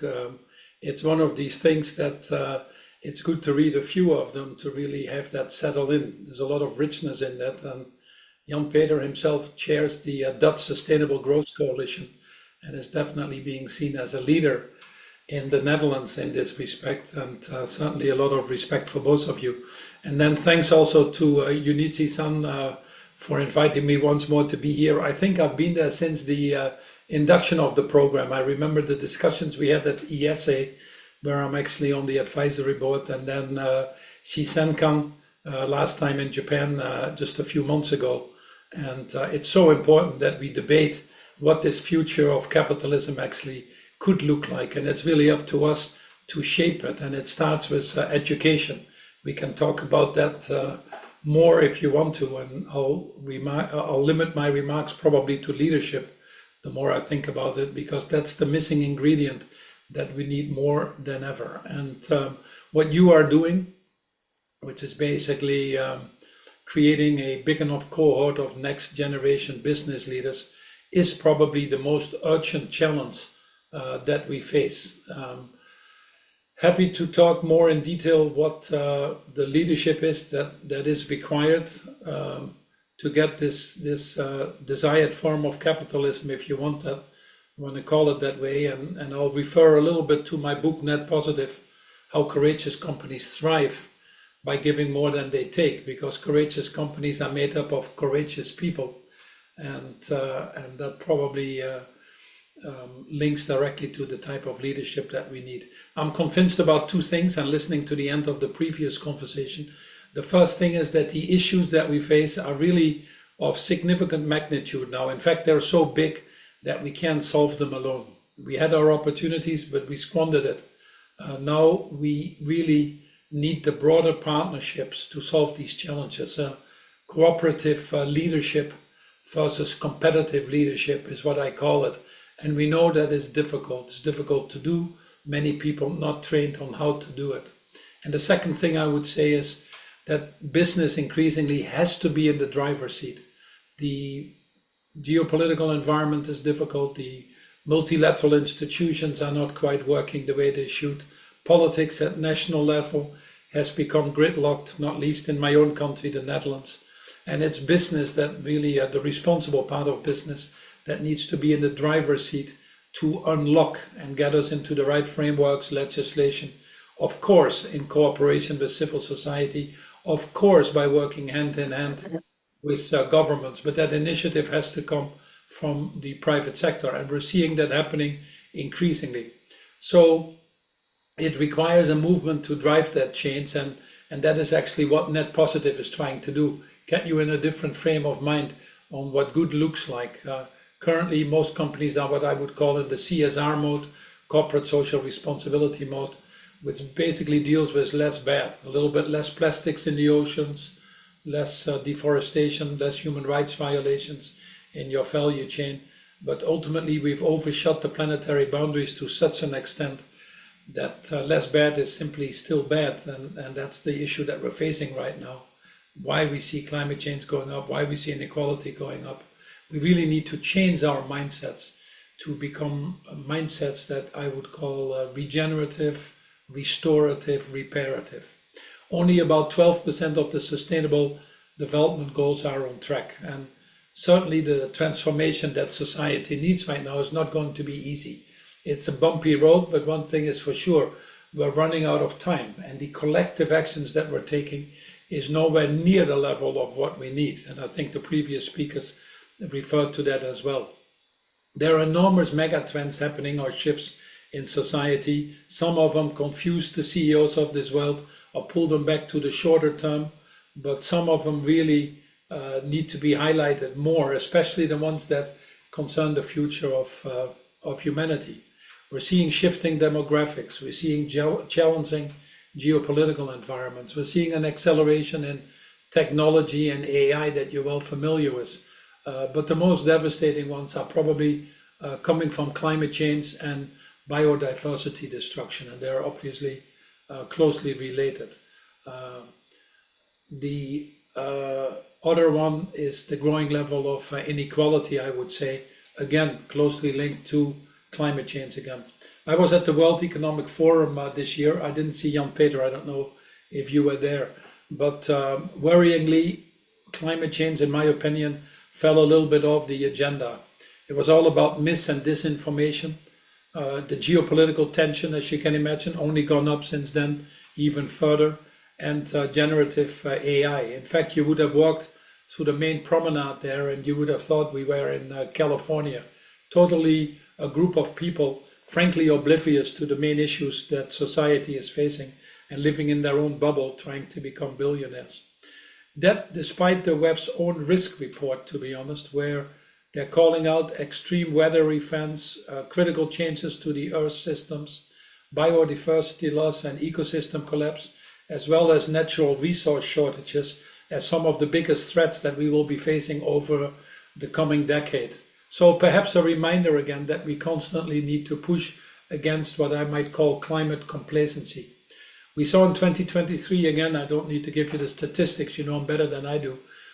We've passed the 1.5 degrees. El Nino might have been part of that, but we have since seen the 10 hottest months again on record until now. Every month seems to accelerate the pattern versus the previous months. What is more worrying is not only that we see the warming of the oceans or the Arctic's melting or the Canadian wildfires or the continuous storms and hurricanes or typhoons beyond levels that we've seen. What is more worrying, in fact, is that we're getting closer to negative tipping points. Climate science is an emerging science. We don't fully understand the interdependence of what Johan Rockström and the Resilience Institute in Potsdam calls the 9 planetary boundaries and how they interact with each other. But one thing is for sure, that we are seeing significantly less capacity of Mother Earth to compensate for our shortcomings. Oceans that have covered 90% of our carbon emissions, or forests simply have shown far less capacity to continue to do that than we had anticipated. And at the same time, our carbon emissions continue to go up. So it's those two effects that put us close to these negative tipping points we can talk about. Under the current projections of business as usual, which is with all the commitments made in the world right now that we have, we're still projecting to 2.5 to 2.9 degrees temperature increase. In fact, the Secretary General, I still chair the UN Global Compact for him, was talking about the era of global boiling has arrived, and I think that's where we are. At these temperatures, most of the world will be uninsurable. We'll have 1 billion refugees running around related to climate change. Issues of food security will be significantly going up. And I think we'll all see the dramatic effects in our economies. In fact, already now, people are estimating that we're losing about half of our economic growth globally related to climate change. And many of the other issues that you see panning out on a global level, I think indirectly are linked to the climate change. And yet some people are still naive in this whole game, talking about unproven carbon removal technologies, carbon capture storage, direct air capture as the solution that will save us all. Continuing to expand fossil fuel operations. We've never seen so many investments going into fossil fuel as the last 5 years. And in fact, since we had the COP28 in Dubai, all oil companies have lowered their their commitments. Surprise, surprise, after the meetings, and they've stepped up their investments in fossil fuel, including here in the UK, by the way, where the government is outright irresponsibly rolling back agreements or directions that have been set before. It's also not surprising that you see delays in efforts to decarbonize basically coming from the vested order. You might think that's worrying. I actually have something tell me that it's also a good sign, because when the transitions are happening, the vested order will be louder and their pushbacks will be more violent. And I think we're entering in that period. There's no question that what we need now is more ambition around the targets, ambition around the speed of implementation, and make that more tangible, not less. We need to work harder than we did before, because the window is rapidly closing. And frankly, every day we wait, you are, and certainly if you're aware of it, you're actually complicit to the loss of lives in many parts of the world. I just don't want to be part of that. The issue is that we're linear thinkers, where the issues that we're dealing with here are exponential. So it requires exponential action from all of us. So the economic cost, I said, is very high, but we're also seeing enormous suffering in terms of the inequality coming out of this. If economies don't grow so fast, it's the poorest that suffer disproportionately. If food prices go up on climate change, it's the poorest that suffer disproportionately. If we have the floodings and the droughts and the hurricanes, it's the poorest that pay the price. So the number of people living in extreme poverty has actually increased since COVID by about 67%. There are about 330 million people right now facing acute food insecurity as a result of climate change. And there are about 1 billion people facing just food insecurity in itself. So difficult for politicians to act. I mean, we've seen the pushback in the polls. Politicians are simply not equipped or not willing to sell the story to its electorate on why we need to change, often positioning the move to climate change, the move to a greener society, which has transition economics involved, as something that costs consumers much more and therefore should be avoided at this time of economic pressure. The reality actually is the opposite, that study after study shows that consumers are already starting to pay much more, exactly because of the fact that we're not acting. Over half the world's population in 64 countries, I believe, are going this year to the ballots. 70% of these people actually see climate as a major threat. But 30% now, unfortunately, of those people believe that they're being asked to sacrifice too much. We saw that with the Dutch farmers in the Netherlands. Of course, we want to be sure that our farms function for years to go, but you can't put all those costs of these transitions on us, especially when we are living off marginal incomes in the first place and depend on subsidies in many parts of Europe and globally in agriculture. So we need to be smart with our public financing and our strategies and how we make these transitions happen. And part of that has to be what people call just transitions, being sure that the people that suffer most are not going to suffer even more in these transitions itself. Unfortunately, this comes at a time that governments have run out of money. They were eagerly spending the money on COVID, $17 trillion in Europe and the US alone, about 4 times more than what we need to implement all the sustainable development goals. They were eager to spend money on the continuous wars that we see in the world. Goal number 16 of peace and justice in the Sustainable Development Goals. In fact, we're spending 10 to 12% of our global GDP right now on conflict prevention and wars. Again, 3 to 4 times more than it cost us to avoid these issues in the first place. And the list goes on. So we're out of funding on major levels. Many of the emerging markets who have suffered disproportionately are in debt distress, about 40 countries of those, 11 of them absolutely critical situations. So it needs the private sector. It needs the financing that we have available to flow to the right areas now at a speed that is faster than ever. And it makes business sense. We're at the point, because we've waited so long, that the cost of not acting actually is significantly higher than the cost of acting.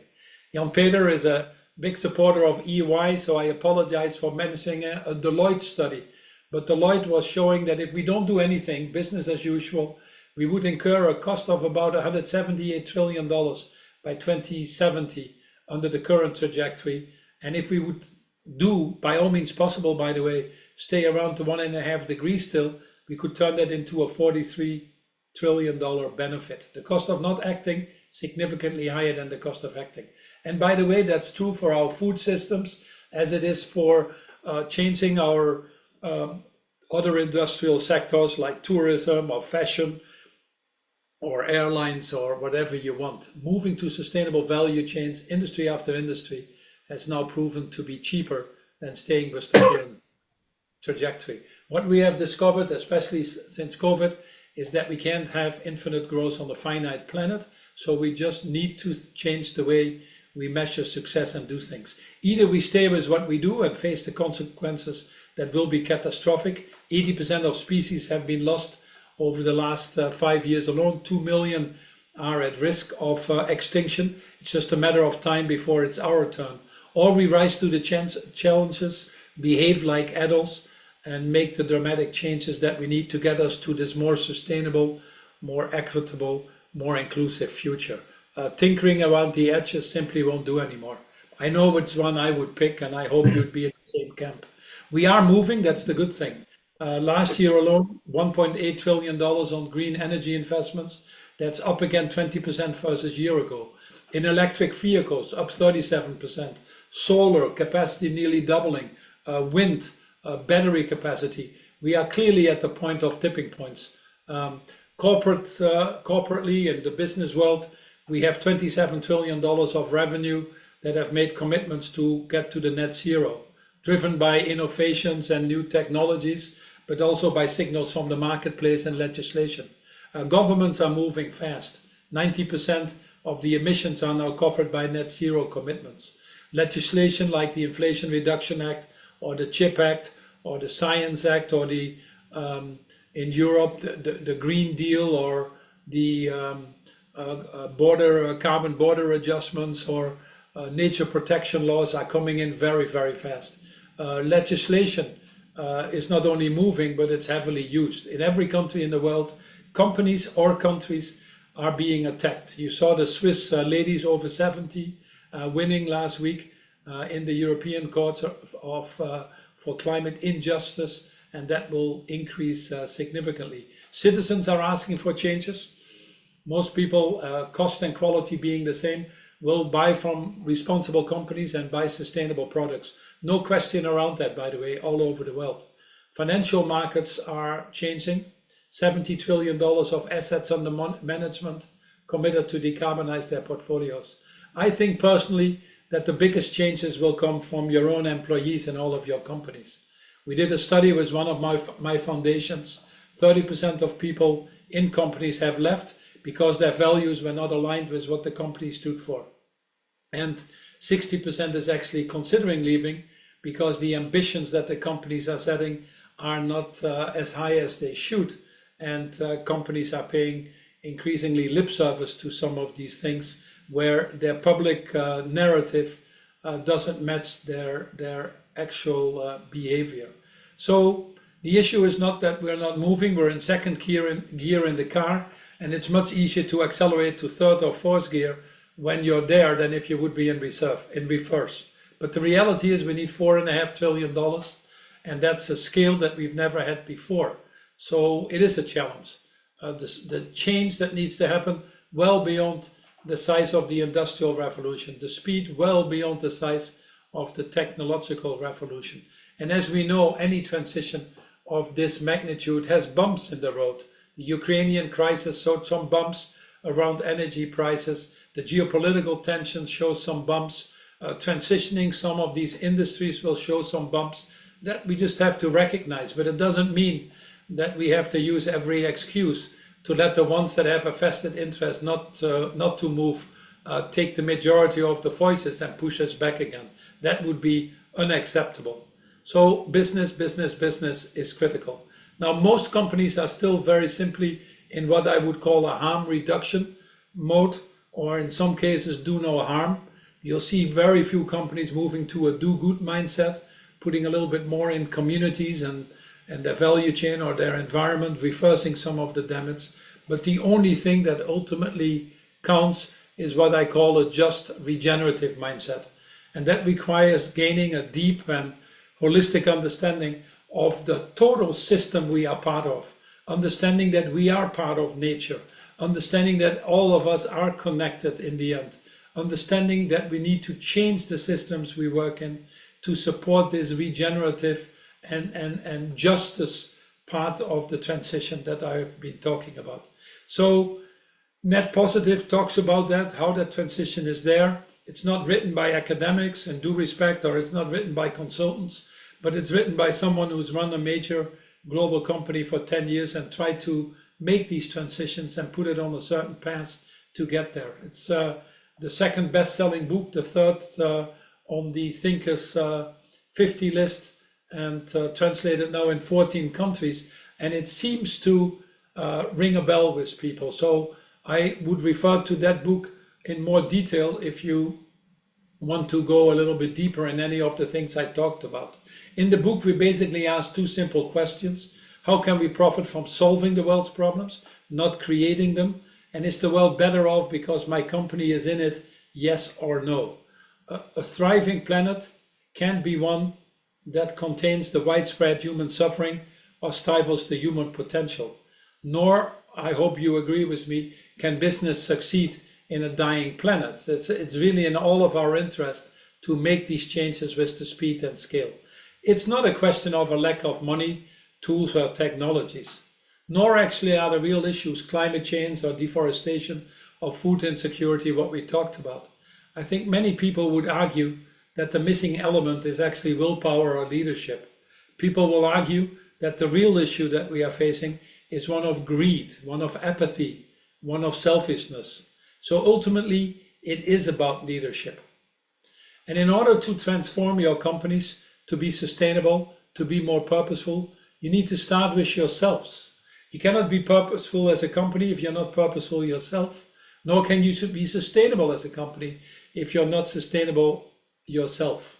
So that transformation starts and ends with yourself. Rumi, a poet of the 13th century in Iran, said it very well when he said, yesterday I was clever, I tried to change the world.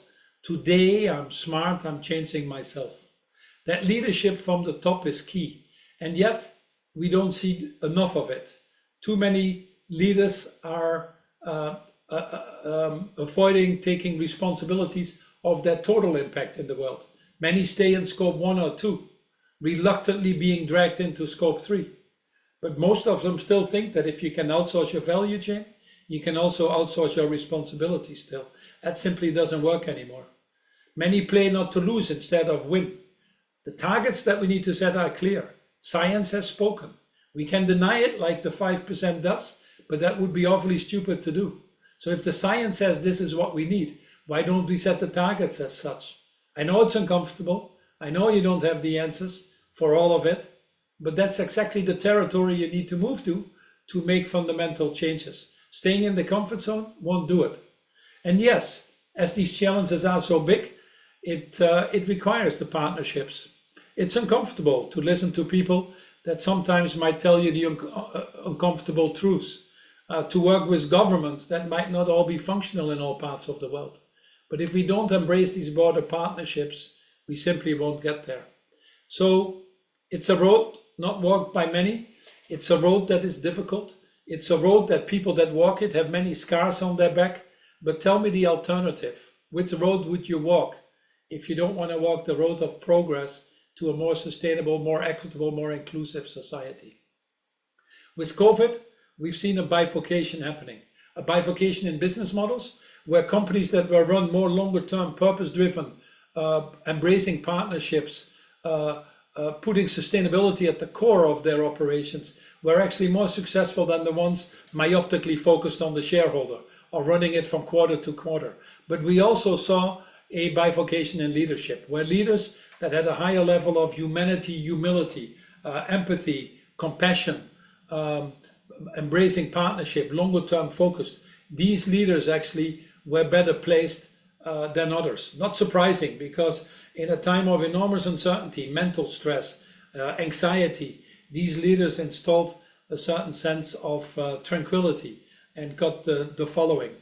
At a time that about $8 trillion is lost globally on lack of engagement of people at the workplace, you can see what those leaders were able to unlock and create success for their companies. So in the book, we talk about some of the leadership skills I don't want to get into, but at the end of the day, I hope you agree with me that it does boil down to us. I've always said we are short of leaders and trees, and I want to end with that as well. Wangari Maathai, who was a Nobel Prize winner from Kenya, said it very well when she said that in the course of history, there comes a time when humanity is called upon to shift to a new level of consciousness, to reach a higher moral ground. I could not find a better time to tell you to do that than now.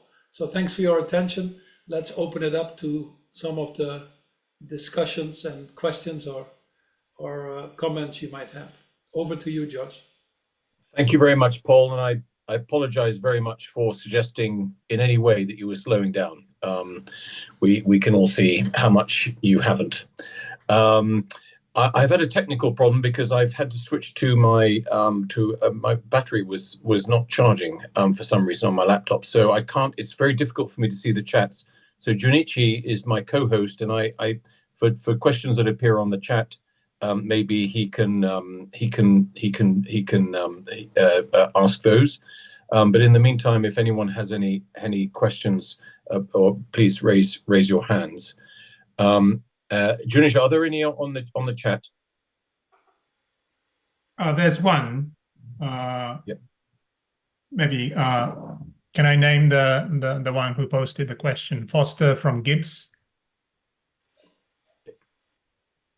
Yep. Foster, are you there? Foster. Yes, good afternoon. And in South Africa, it's afternoon, and good morning, and in other areas, good evening. And I'm happy to be reunited with Paul. We once worked together at Unilever Boxback, and I'm happy to see you.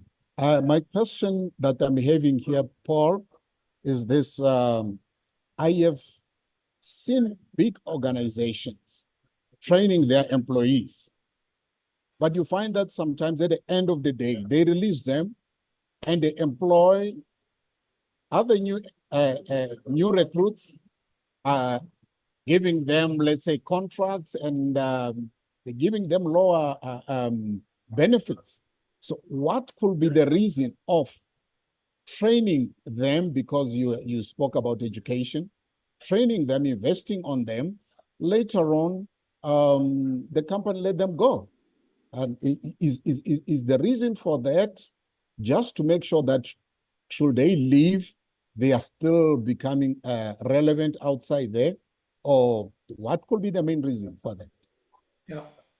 Thanks, Foster, for the question, and certainly good to see you again, and hope the elections will go well in South Africa. We need it. So let's pray for a good outcome there. The transition of the economy is going faster than ever before, and most companies struggle with that. And I think it's also reflected in the way that they handle their personnel. Obviously, most people would argue very strongly that these are the most important assets.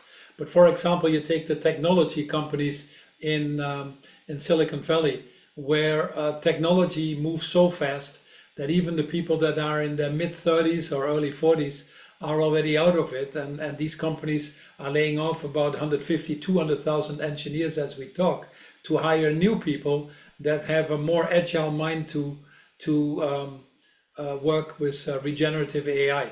Other models have been designed around the disregard for human beings, especially the gig economy, where organizations, especially in the service sector, hire and fire depending on their financial situations, on their business outlooks, and there's not much loyalty. And then a broad sector of society is changing. For example, fossil fuel industries, and some of them, the minority unfortunately, changing to green energy, need different types of engineers. The best option always is to look inside of your company and do the retraining and re-educating of your own people. I think that's part of what net positive companies do, even if it means that they find opportunities outside of their companies. Very much the spirit that I was trying to implement in Unilever, as you know. But that agility is probably important for companies, and we will have to live with that forever. But what distinguishes the good companies from the bad companies, I think, is how they treat these employees in their transitions. If you just treat it as a cost, I don't think you'll get very far unlocking the full energy in these companies. If you treat it as another part of capital, in this case human capital or social capital, and treat that with the respect and dignity it deserves and invest in that, I think those companies are still differentiating themselves, not only in being preferred employers, being able to attract a higher quality of people, but also in higher engagement scores. Fortune just came out again 2 weeks ago with the top 100 best places to work. And looking at those companies and working with many of them and knowing some others, I would say that they don't take necessarily the approach that you would suggest in your questions. So I think it's a part of net positive on how you run these companies. And my father worked, as Jan Peter knows, my father worked in a factory in the Netherlands, in a tire factory. And when we grew up, he came home quite often significantly stressed. It's a cyclical industry. He did not know if he had a job or not, and if he was able to feed his 6 siblings at all times. And I've seen that stress, and that stress got reflected on us. And somehow, when I ended up by serendipity in business, I made myself a promise that I would always work on growing these businesses, making it more successful, creating opportunities for others. One of the first commitments, as you know, we made in Unilever was to create 5 million additional jobs in our value chain. One of the reasons I like the tea plantations, because it does offer opportunities to give people jobs in a stressed continent and allow their children to go to school and live a little bit of a better life, or certainly have hope for the next generations. So that's our job. During my tenure in Unilever, actually, we did not reduce the number of people. We grew the business, and I think that's what good business looks like, having that social responsibility. Do all businesses do that? No. Are some businesses actively looking at that as part of being net positive? Yes.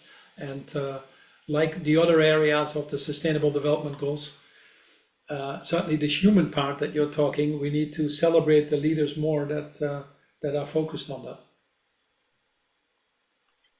Many thanks, Paul. I just wanted to say also that if we get to the end and Jan Peter and Hubert are still on, it'd be really wonderful to give us your views, the both of you, on the session with Paul.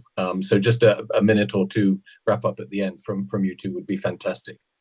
I'm sorry, I'm not able to see who raised their hand first, but we've got a question from Diban. If you can go. Yeah, thanks. Thank you, George, and hello, Paul. My question to Paul was, I really like the statement is that we don't have much option other than taking this route with, and hoping that we have minimal scratches right on the way in our back. I think for the young people like us who's aspiring to enter this capitalist market, knowing the capitalist, the gap is growing where the bigger is getting bigger, and that's really what we're trying to solve by saying the bigger growing bigger, which means they have more capital, and the business is structured in such a way that it's so aggressive that you are looking out to either acquire or kill, in order to to sustain your capitalist market. I'm talking about the big ones. What would be your advice to the younger ones like us who's aspiring to come into this market, knowing that there will be some scratches on the back? What should be the points that should we take, consider to motivate us to go into this path, to take this path? Thanks, Paul. Well, what I would, unfortunately, our educational system encourages that behavior. So we do need to change our educational system, and we can talk about that. We currently work with about 865 universities on putting in a little bit more the philosophy of net positive in education. We're just not creating the right leaders. The Aspen Institute did a study and asked people why they would take business courses. 70 million people do every year, by the way, and most of them said when they would go into the courses, I want to change the world, I want to make a difference, etc. Ask these same people after they left, I want to earn a lot of money, I want to work for Goldman Sachs, and I want to make life difficult for all my competitors and all that. So for some reason, wonderful human beings turn into little Milton Friedmans on steroids. And the reason for that is not the human beings themselves. I still believe in the goodness of all of them. Otherwise, frankly, it's not worth living. Rutger Bregman, a fellow Dutchman, wrote a book called Humankind that's worth reading, actually, in my language, talking about the little diamond that we all have inside of us. And it's our job as leaders to make that shine. Most CEOs I meet as well, they don't want more air pollution, they don't want more climate change, they don't want more people going to bed hungry. Yet collectively, I agree with you, they behave that way. And my argument to that is, it's because the boundaries that are around them. True leaders work on the forest, not in the forest. And you need to change the boundaries that drive behavior. If you reward salespeople on the number of orders they have to write, you get a different behavior than if you would reward them on the customer relationships they build with your clients. And that's the same for us in society. Moving the financial markets to the longer term, putting a price on social and environmental and human capital, which we frankly don't do now. Changing our tax systems, moving away from this no tax on capital in most parts of the world, heavily tax on labor. We just need to move to the opposite direction, are things that would actually drive these broader systems changes. Very much the area that I focus on now in my life, where I've discovered that moving from the formal or the board authority that I had as a CEO of one of the biggest companies in the world to perhaps the moral authority. And that's probably a more powerful one to change these things, working with governments, civil society, and businesses. We're having some success. Last year, you had the Kunming Agreement on biodiversity. We have the Plastics Treaty that is advancing. We had some great commitments coming out of the UAE on changes in the food systems and understanding that that's an integral part of attacking climate change and inequality. So by all means, we are seeing results if you move some of these boundaries. We just need to be more. A good example is that carbon pricing or cap and trade systems is now in about 25% of countries in the world. All those countries have not seen a slowdown of their economy compared to the others. In fact, it's the opposite. These countries have become more competitive, more resilient, stronger economies as a result of that. And it's also the people in those countries, the industries in these countries have become better on a global level as well. So moving these boundaries is an important thing. A system where few billionaires buy up the little islands we have in a sea of poverty is not a world that's going to last. A system where too many people feel they're excluded or they're not participating will ultimately rebel against itself. And I think you're starting to see that in increasing matter. My final comment would be realistic. Leaders see reality in the eye, and the reality is it's not going to be easier in the next 10 years. We'll get more pressure geopolitically. We'll get more pressure coming from climate change. Even if we would stop today all emissions, it's not going to stop the effects. We're at a very precarious moment in history, but that shouldn't prevent us from giving up. That's not an answer.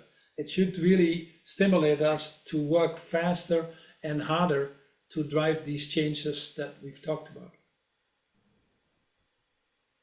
Many thanks for that question and a great answer. Thanks again, Paul. George, in fact, I have two questions on the chat. Can I invite Farah Ismail from Nellis and Karina Alcaraz from Egade? Maybe Farah. Let's have those. Hi. Farah or Karina? Okay. So, Paul, how do you manage to implement change management at Unilever and shift the paradigm that is not only about profitable, because you guys are a public company, and I'm asking you that because I work for MasterCard and I am HR, and it's very hard to do like the change management. How do you do it? Well, you had a great leader in MasterCard, who's my friend Ajay, who's now doing the World Bank, and I think you've succeeded very well in becoming a very responsible company, looking at financial inclusion, for example, and being a key driver of that. We've had some joint programs, especially in Africa, but also running a very successful business. The Unilever share price was up 300% during my 10-year tenure. Ajay's share price was up a little bit more than that. And yet the company was high in engagement, high in attracting employees, and having an enormous positive impact in the world. This notion that doing the right thing must come at a compromise of your profitability is actually not true anymore, perhaps because of this cost of action and inaction. In general, companies that are more purpose-driven, companies that are run for the longer term, companies that are leaders in implementing these sustainable practices are also increasingly higher valued by the marketplace. Why is that? Because they're simply better positioned for a future that we need to have. This brown economy is certainly not the answer anymore. So it's positioning yourself right. Why is it sometimes that not all companies achieve that? Some companies could be very purpose-driven and very mission-driven and yet don't have success. That's because of other factors that you have to do as well. You have to run these companies with discipline. You have to make the right decisions on capital allocation. Are you investing in brands? Are you investing in innovation? Are you hiring the right people? Are you putting the right organizational structure in place? But in general, I think companies that are more purpose-driven are more successful financially. And you know, although some people would like to deny that, it's difficult to do. So interestingly, nobody talks about the disasters at GE or Wells Fargo or Boeing lately because of myopic focus on shareholders. And that's exactly what pulled those companies down. It's exactly what made the life of a publicly traded company move from 67 years when I was born to only 17 years now. It's exactly what pushes the tenure of CEOs down to less than 5 years in a grab-it-all mentality. So running it for the longer term, running it more purposefully, running it more sustainably, obviously has tension points, but good leaders know how to manage those and grow shareholder value at the same time. When I was CEO, every day I had to make decisions. Do I invest in a factory? Do I invest in going into a new country? Do I invest in launching a new brand? Do I invest by hiring more people? Do I invest in putting more money behind training programs? And all of that has to add up to also satisfy your shareholders ultimately. But it's a result of what you do. And good managers manage that. Good leaders manage that. They don't have a problem juggling these trade-offs. Easier to do in a long-term business model than a shorter-term business model. So why do we have to debate the trade-off on the most important issue that we're facing currently, which is the future of humanity? I suggest you read the book from David Gelles, who's writing for the New York Times, and the book is called The Man Who Broke Capitalism. It's interesting to see how these two systems conflict with each other. And I had to deal with that in Unilever with this attack from Kraft Heinz, which was also purely driven by greed and financial manipulation. And at that time, I said very clearly, I'd rather work for companies where a true billionaire is someone who focuses on improving the lives of 1 billion people versus just amassing themselves a fortune of $1 billion. And I think that strategy is still the best one for long-term value creation as well. As it was then, it's even more so today.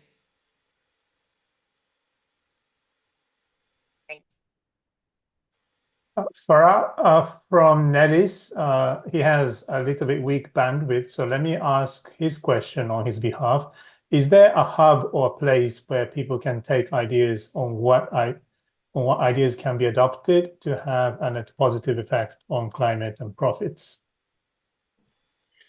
Yeah, absolutely. First of all, we have our website. There's about a million people following our newsletters, and we share often the insights that we get from others. As it is about creating a movement, it's as open as can be. It also has a questionnaire where you can see more or less where your company is. But on the broader ideas, I think there are many areas you can look at. The UN Global Compact, 22,000 companies, has a tremendous arsenal of tools, but also knowledge. The World Business Council for Sustainable Development, which I chaired for 4 years, has an enormous knowledge of what leading companies do. The ICC, which I chaired as well, working with 48 million companies, has tremendous tools and insights for especially the SMEs, which is the bulk of the global economy. What I would look at is, if you're in a sector and you're interested in the energy transition or in water or in inequality, do some Googling. You find the Race to Zero website is a good website for all the ideas of decarbonization that we put in place behind the COP process. We have the first mover coalitions by industry. It's a good place where you see companies making early commitments. For example, Jan-Peter talked about KLM, which is a wonderful company with a great leader, Marjan Rittel, and she's a leader in buying sustainable airline fuel. So we have created these first mover coalitions to accelerate these transitions. So it's a really difficult question a little bit. It really depends on the area, but there's enough out there now. There's so much happening that if we would just scale up what we know works, we would solve about 80% of the problems we've been talking today. Thank you. George, from the chat, that's it. Yeah, we've got Vladimir from FGV, presumably in Brazil. Yes, thank you. Thank you for the opportunity.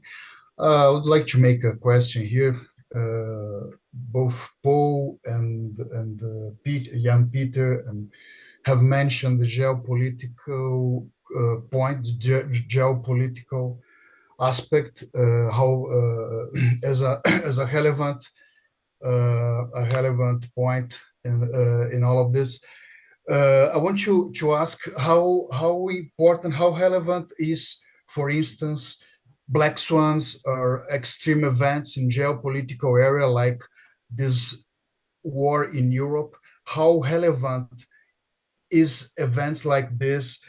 How harmful are events like this in the process of advancement of the economy, of the societies through to a sustainable energy transition, to a new economy?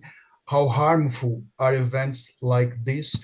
And if the responsibility to avoid events like this could be shared between leaders and the population and the society.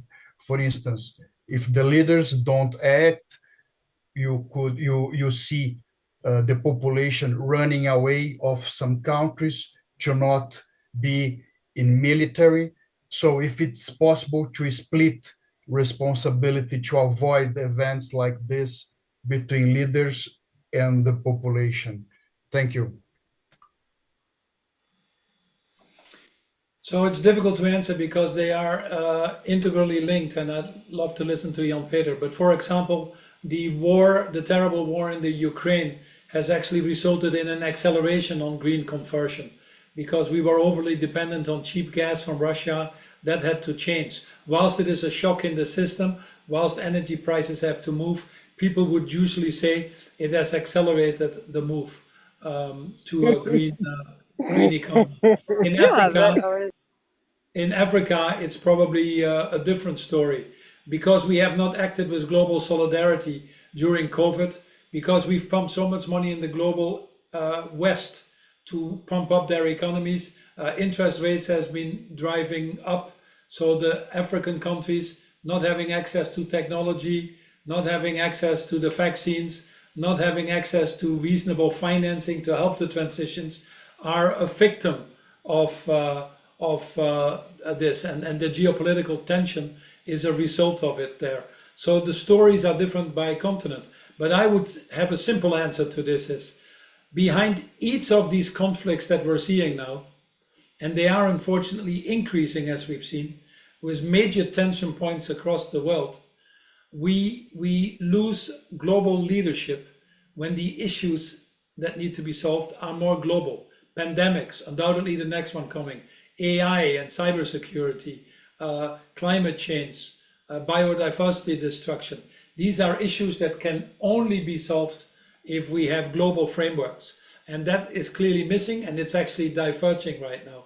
So we can sit there and moan about it, or we can create critical mass of society, groundswell, which is very important, especially in an election year, and hopefully change that through the polls. Difficult to do, but we ought to try. And we can change that by setting the example, by bringing enough people together on the global level, at the multilateral, multinationals level, and others, to de-risk that political process I talked about. Without any doubt, not going to be easy. But most of the issues that we face in the world are a direct result, or an indirect result if you want to, of not addressing the issues in the first place. In other words, falling behind on the Sustainable Development Goals.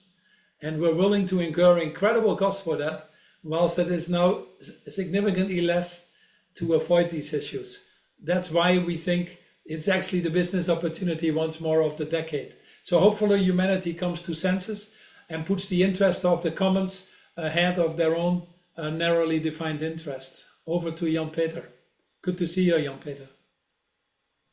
Good to see you, Paul. You made very important remarks, and this is a really key question when we talk about what is happening in the world today. If you would ask me what was your best geopolitical moment as Prime Minister, I always refer to the G20 meeting in March 2009 in London. We were in deep trouble, financial economic crisis. But heads of government understood we have to work together to get a better financial architecture. Heads of government said we should make success of the climate summit in Copenhagen later that year. And people said we should finalize WTO negotiations in 1 year. Did not occur, but in any case, there was the atmosphere of the willingness to work together. And at this moment, you can see the world is falling apart. And I totally agree with you, Paul. The focus should be now, how can we realize SDGs in 2030? That should be a common goal. But what are we doing? We talk about America first. And let's say the Inflation Reduction Act, of course, is good about sustainability, but it is, of course, America first. It's about China's role. It's about all the countries are talking about national interest. And the question is a bit, if we talk about national interest and who will be the leader, etc., what about our common goal? What about SDGs? And that concerns me, I must say. Also, and Paul, you're right, if you talk about the consequence of Ukraine is that we are focusing more on the renewables. That's true. But also we see another development. There are countries in Africa, in fact, they are supporting Putin or they are giving room to Putin. What will be the consequence for, let's say, feeling solidarity with Africa if this is occurring? So you must have a kind of willingness to work together. And that occurred when we were talking about the MDGs, the Millennium Development Goals. They were successful. There was a kind of respect for what everyone's doing. And at this moment, you can see the world is falling apart. So I'm really concerned. And also another point, in fact, every euro or dollar or whatever we would spend on military affairs could be spent another way. Of course, it's necessary to invest in defense, but it's much better if you could spend, let's say, all your money on innovation, on health and education, etc. So, and now you're obliged now to spend more and more on warfare, and in fact, it's a waste of money. But we have to, so I understand. So, and the most important thing is that's what I said in my contribution.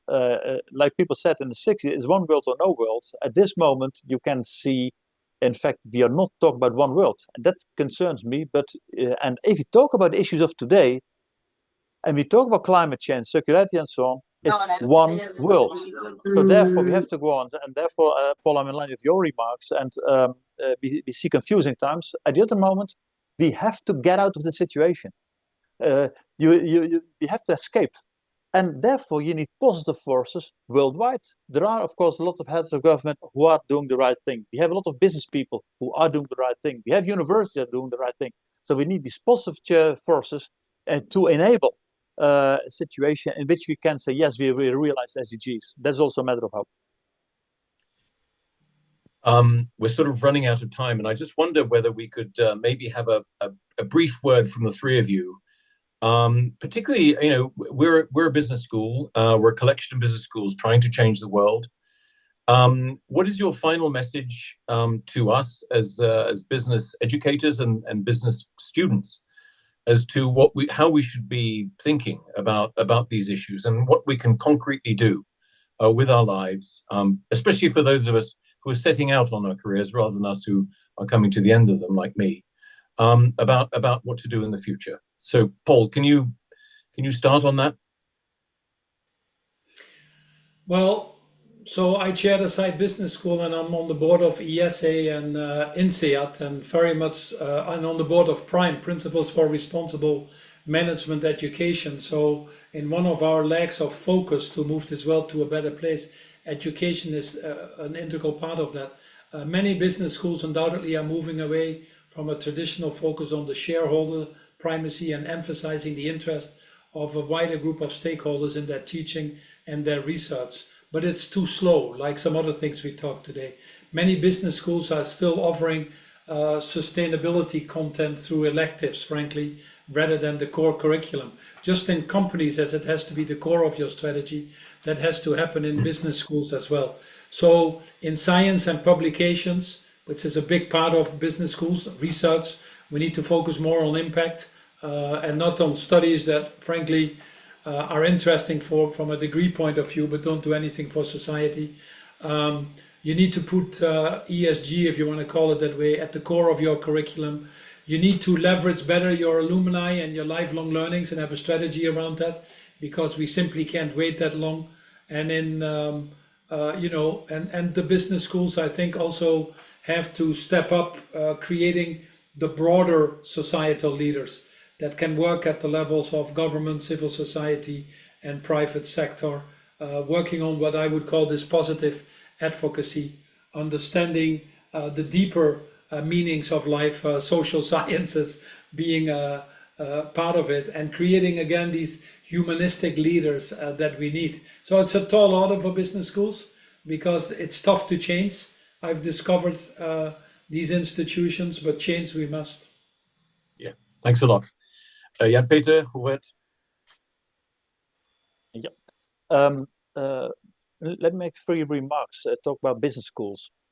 We've been discussing a lot of companies, and usually we focus a bit on the bigger corporates, Unilever and the others. It is also good to underline, you also need the SMEs and family businesses. They're also extremely relevant. So it means that business schools have to talk about best practices, creating new business opportunities, and how to overcome the difficulties. That's one. The second point is, this is all about values. It's good to underline the role of values in defining business models. Talk about your strategy. One had a beautiful experience when I was in Japan in 2009 as Prime Minister. I attended a lot of companies, and I had to attend the museum of every. I'm not sure how this is going to go. I think I'll do the. Okay. But I'm still going to do it. Let's see what I do. Step here with. Right. Can we put ourselves on mute, please?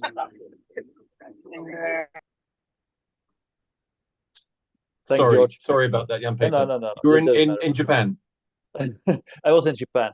And then I attended a lot of companies, and I spoke with people, and you had to attend the museums. But it started with who are the families who founded the companies, but also what were the values of those families? And then the question was, are these values still relevant today? And later on, I received this book of Professor Funabashi Haruo, The Wisdom of Our Ancestors, Applying Age-Old Thought to Contemporary Japanese Business. And I underline the fact that it's so important to talk about what are the values of your company. And Paul, you showed it so well when you were CEO of Unilever. You had a strategy that was called Sustainable Living Plan, and you discussed it with others. You organized a stakeholder dialogue. And I think that was an excellent example of how you can talk about the values of company, not only internally, but also to do it with others. And then my final remark, if you talk about all these new orientations, it is all about actions, measurement, concrete steps. And so if you talk about the students, it's important to learn about how to change things and how to use these new tools. I think this is really key. And we need a kind of honesty. A few years ago, the Business Roundtable in the United States, they released a statement called Statement on the Purpose of a Corporation. It was a beautiful statement. But the question is, does it really lead to fundamental changes? And I think on business schools, you have the opportunity to talk about and think about what is happening in the world. What are the challenges? What about the economies in the longer run? What about companies? But then you can get also guidance. And so my final recommendation would be if all the business schools would use these 2 books, it can be very helpful. Thanks a lot, Jan-Peter. Gilbert, anything from you, just to sum it up? Well, that's a big responsibility. Yeah.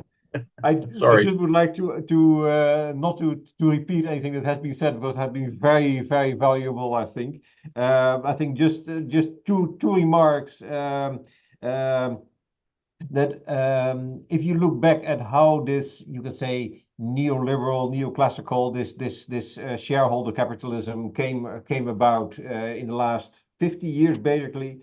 Very important work was done by educational institutions, by think tanks, who really invested in young people and to shape their ideas in terms of, well, if you want to become rich, etc., then this is the way to go. And I think investing in young people and education is crucial. And I think and to reframe our key concept with the work, how we look at human beings, how we look at what a company actually is. So I'm a philosopher, and I'm trying to ask these kind of questions. And these are very empirical questions. What do you see when you see a company? Then you see people cooperating. Yes, so why not say this openly and say that's what the point is of a business, is it is a platform for cooperation. If you look at the society, yes, the people cooperating all the time. So our key concepts are crucial, I think, and people are not egoistic, etc. We can make them in that way, and I think what you see in a lot of curricula in schools, I think Paul was already referring to that they come out after a year of business school more egoistic than they were before. Yes, why is that? Why is that the case? Why shouldn't we make people into, you can say, citizens, and in order that they can make companies into citizens? So I think our key concept philosophy is important, I think, in that respect. And one thing that has been mentioned not but is what I would call spirituality. You can say the key thing about what do you see as the meaning of life? And you have this beautiful chapter in, I think, in an older book of Covey, in which he asked the question, and he often said, well, when at your funeral, what would you like to have people say about you? And then people start to think it is not about how much money I had, or about how the big cars that I had, or something like that, but about the contribution that I had to the life of others, that people who are around me, people in the world, etc. So why not make that into a point that you say in much earlier way in your life? Say, well, if I want to make that kind of contribution, well, start today and not postpone it. So I would leave it there, I think. Yeah. Well, thanks very much. Poor facilitating means that we've gone over a little bit, but we had 5 extra minutes, which we didn't deserve, but we were very thankful for. So thank you very much on behalf of all of us who are listening and watching today for a really great presentation, which has given us so much hope for the future. But that's all from me, and thank you very much, the 3 of you, once again. It was wonderful. Thank you. Paul, Jan-Peter, Gubel, can I take a few seconds to take group picture? So Derek from Shizenkan will be taking group picture. Derek, when you're ready, please let me know. Ready when you are. Yes, so let's take group picture first. 3 speakers on Spotlight. So please smile. 3, 2, 1. Okay, Derek? Done. And we'll go for the group photo as well. Yes. Yes, so next one with students. Okay, everybody smile for the camera. 3, 2, 1. Thank you, everyone. Just one more. Okay. 3, 2, 1. Thanks, everyone.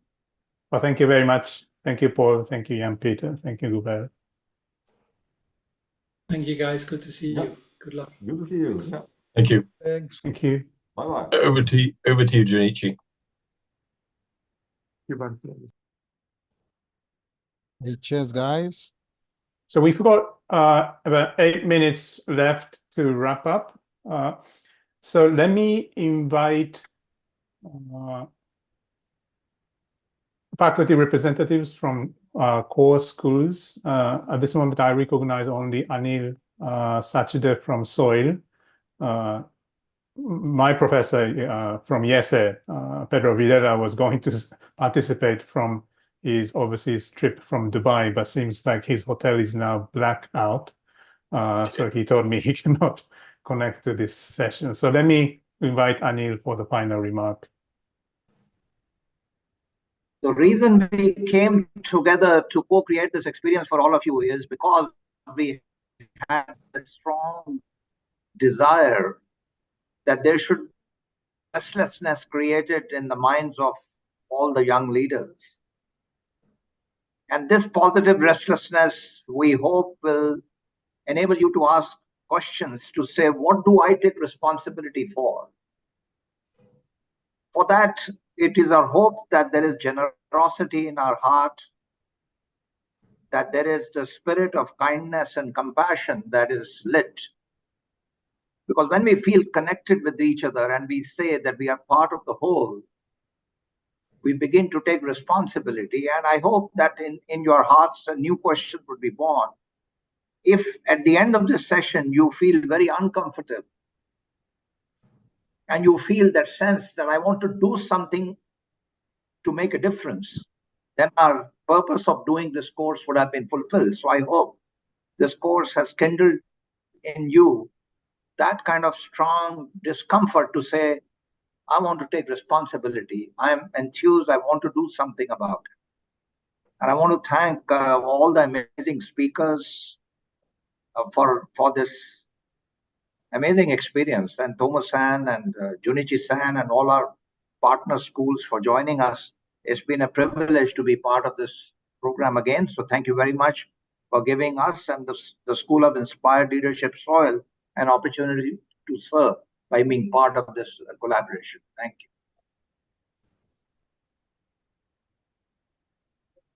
Thank you very much.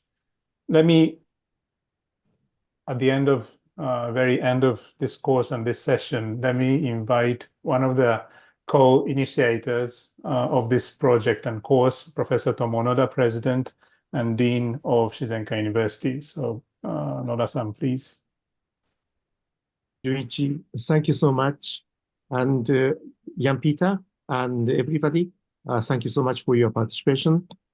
We started our journey 5 years ago, and this is still an experiment. And we, business school, exist for better future. And we keep asking whether we, business school educator, live up to the expectation of from the future or from the society, from the global world. 1988, I was in Boston. I was a student at MIT. Rebecca Henderson was my strategy professor.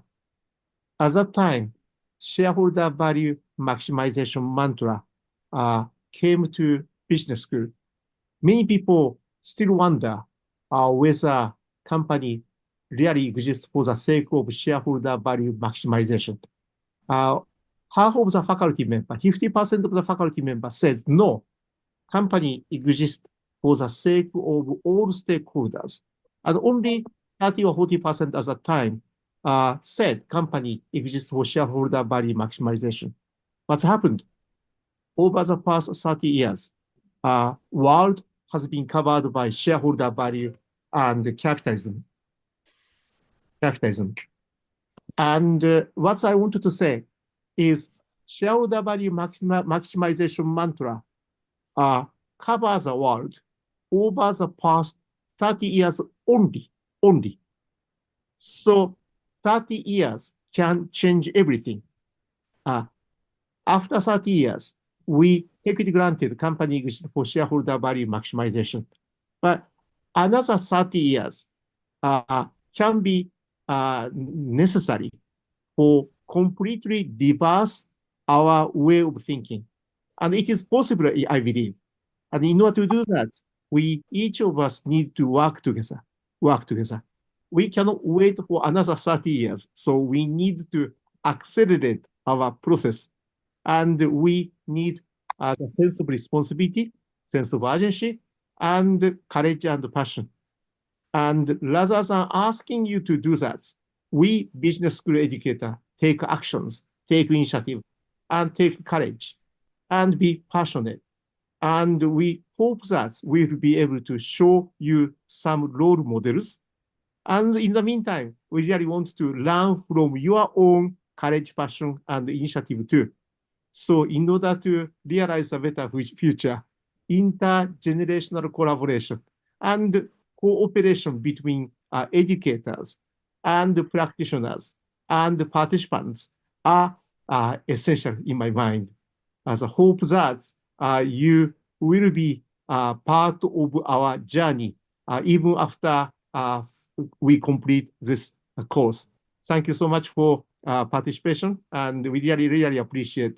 And on behalf of Yese, Shizenkan, and 16 business schools across the world, we look forward to welcoming you back in the future sessions. Thank you so much. Thank you very much, Noda-san. And well, this is the end of our journey and the beginning of your another journey. So on behalf of the project team, and well, let me, since we have 1 minute left, let me also thank Junichi, I want to tell one thing. Junichi, yes. Sorry, sir. October 1st, we will welcome Kate Lawas from Oxford and have a special Future of Capitalism session forum of donuts economy. I hope that you'll be able to come back on that day. Thank you so much. Well, thank you, Noda-san, for that announcement. Being the project leader for this course over the last 4 or 5 years is my pleasure and a privilege. And from my end also, I want to thank the team behind every single session and every single communication. Let us thank all together to Derek, Nanji, and Anna Glover, working very hard over the last 4 months to organize all these sessions. So please give big applause to them.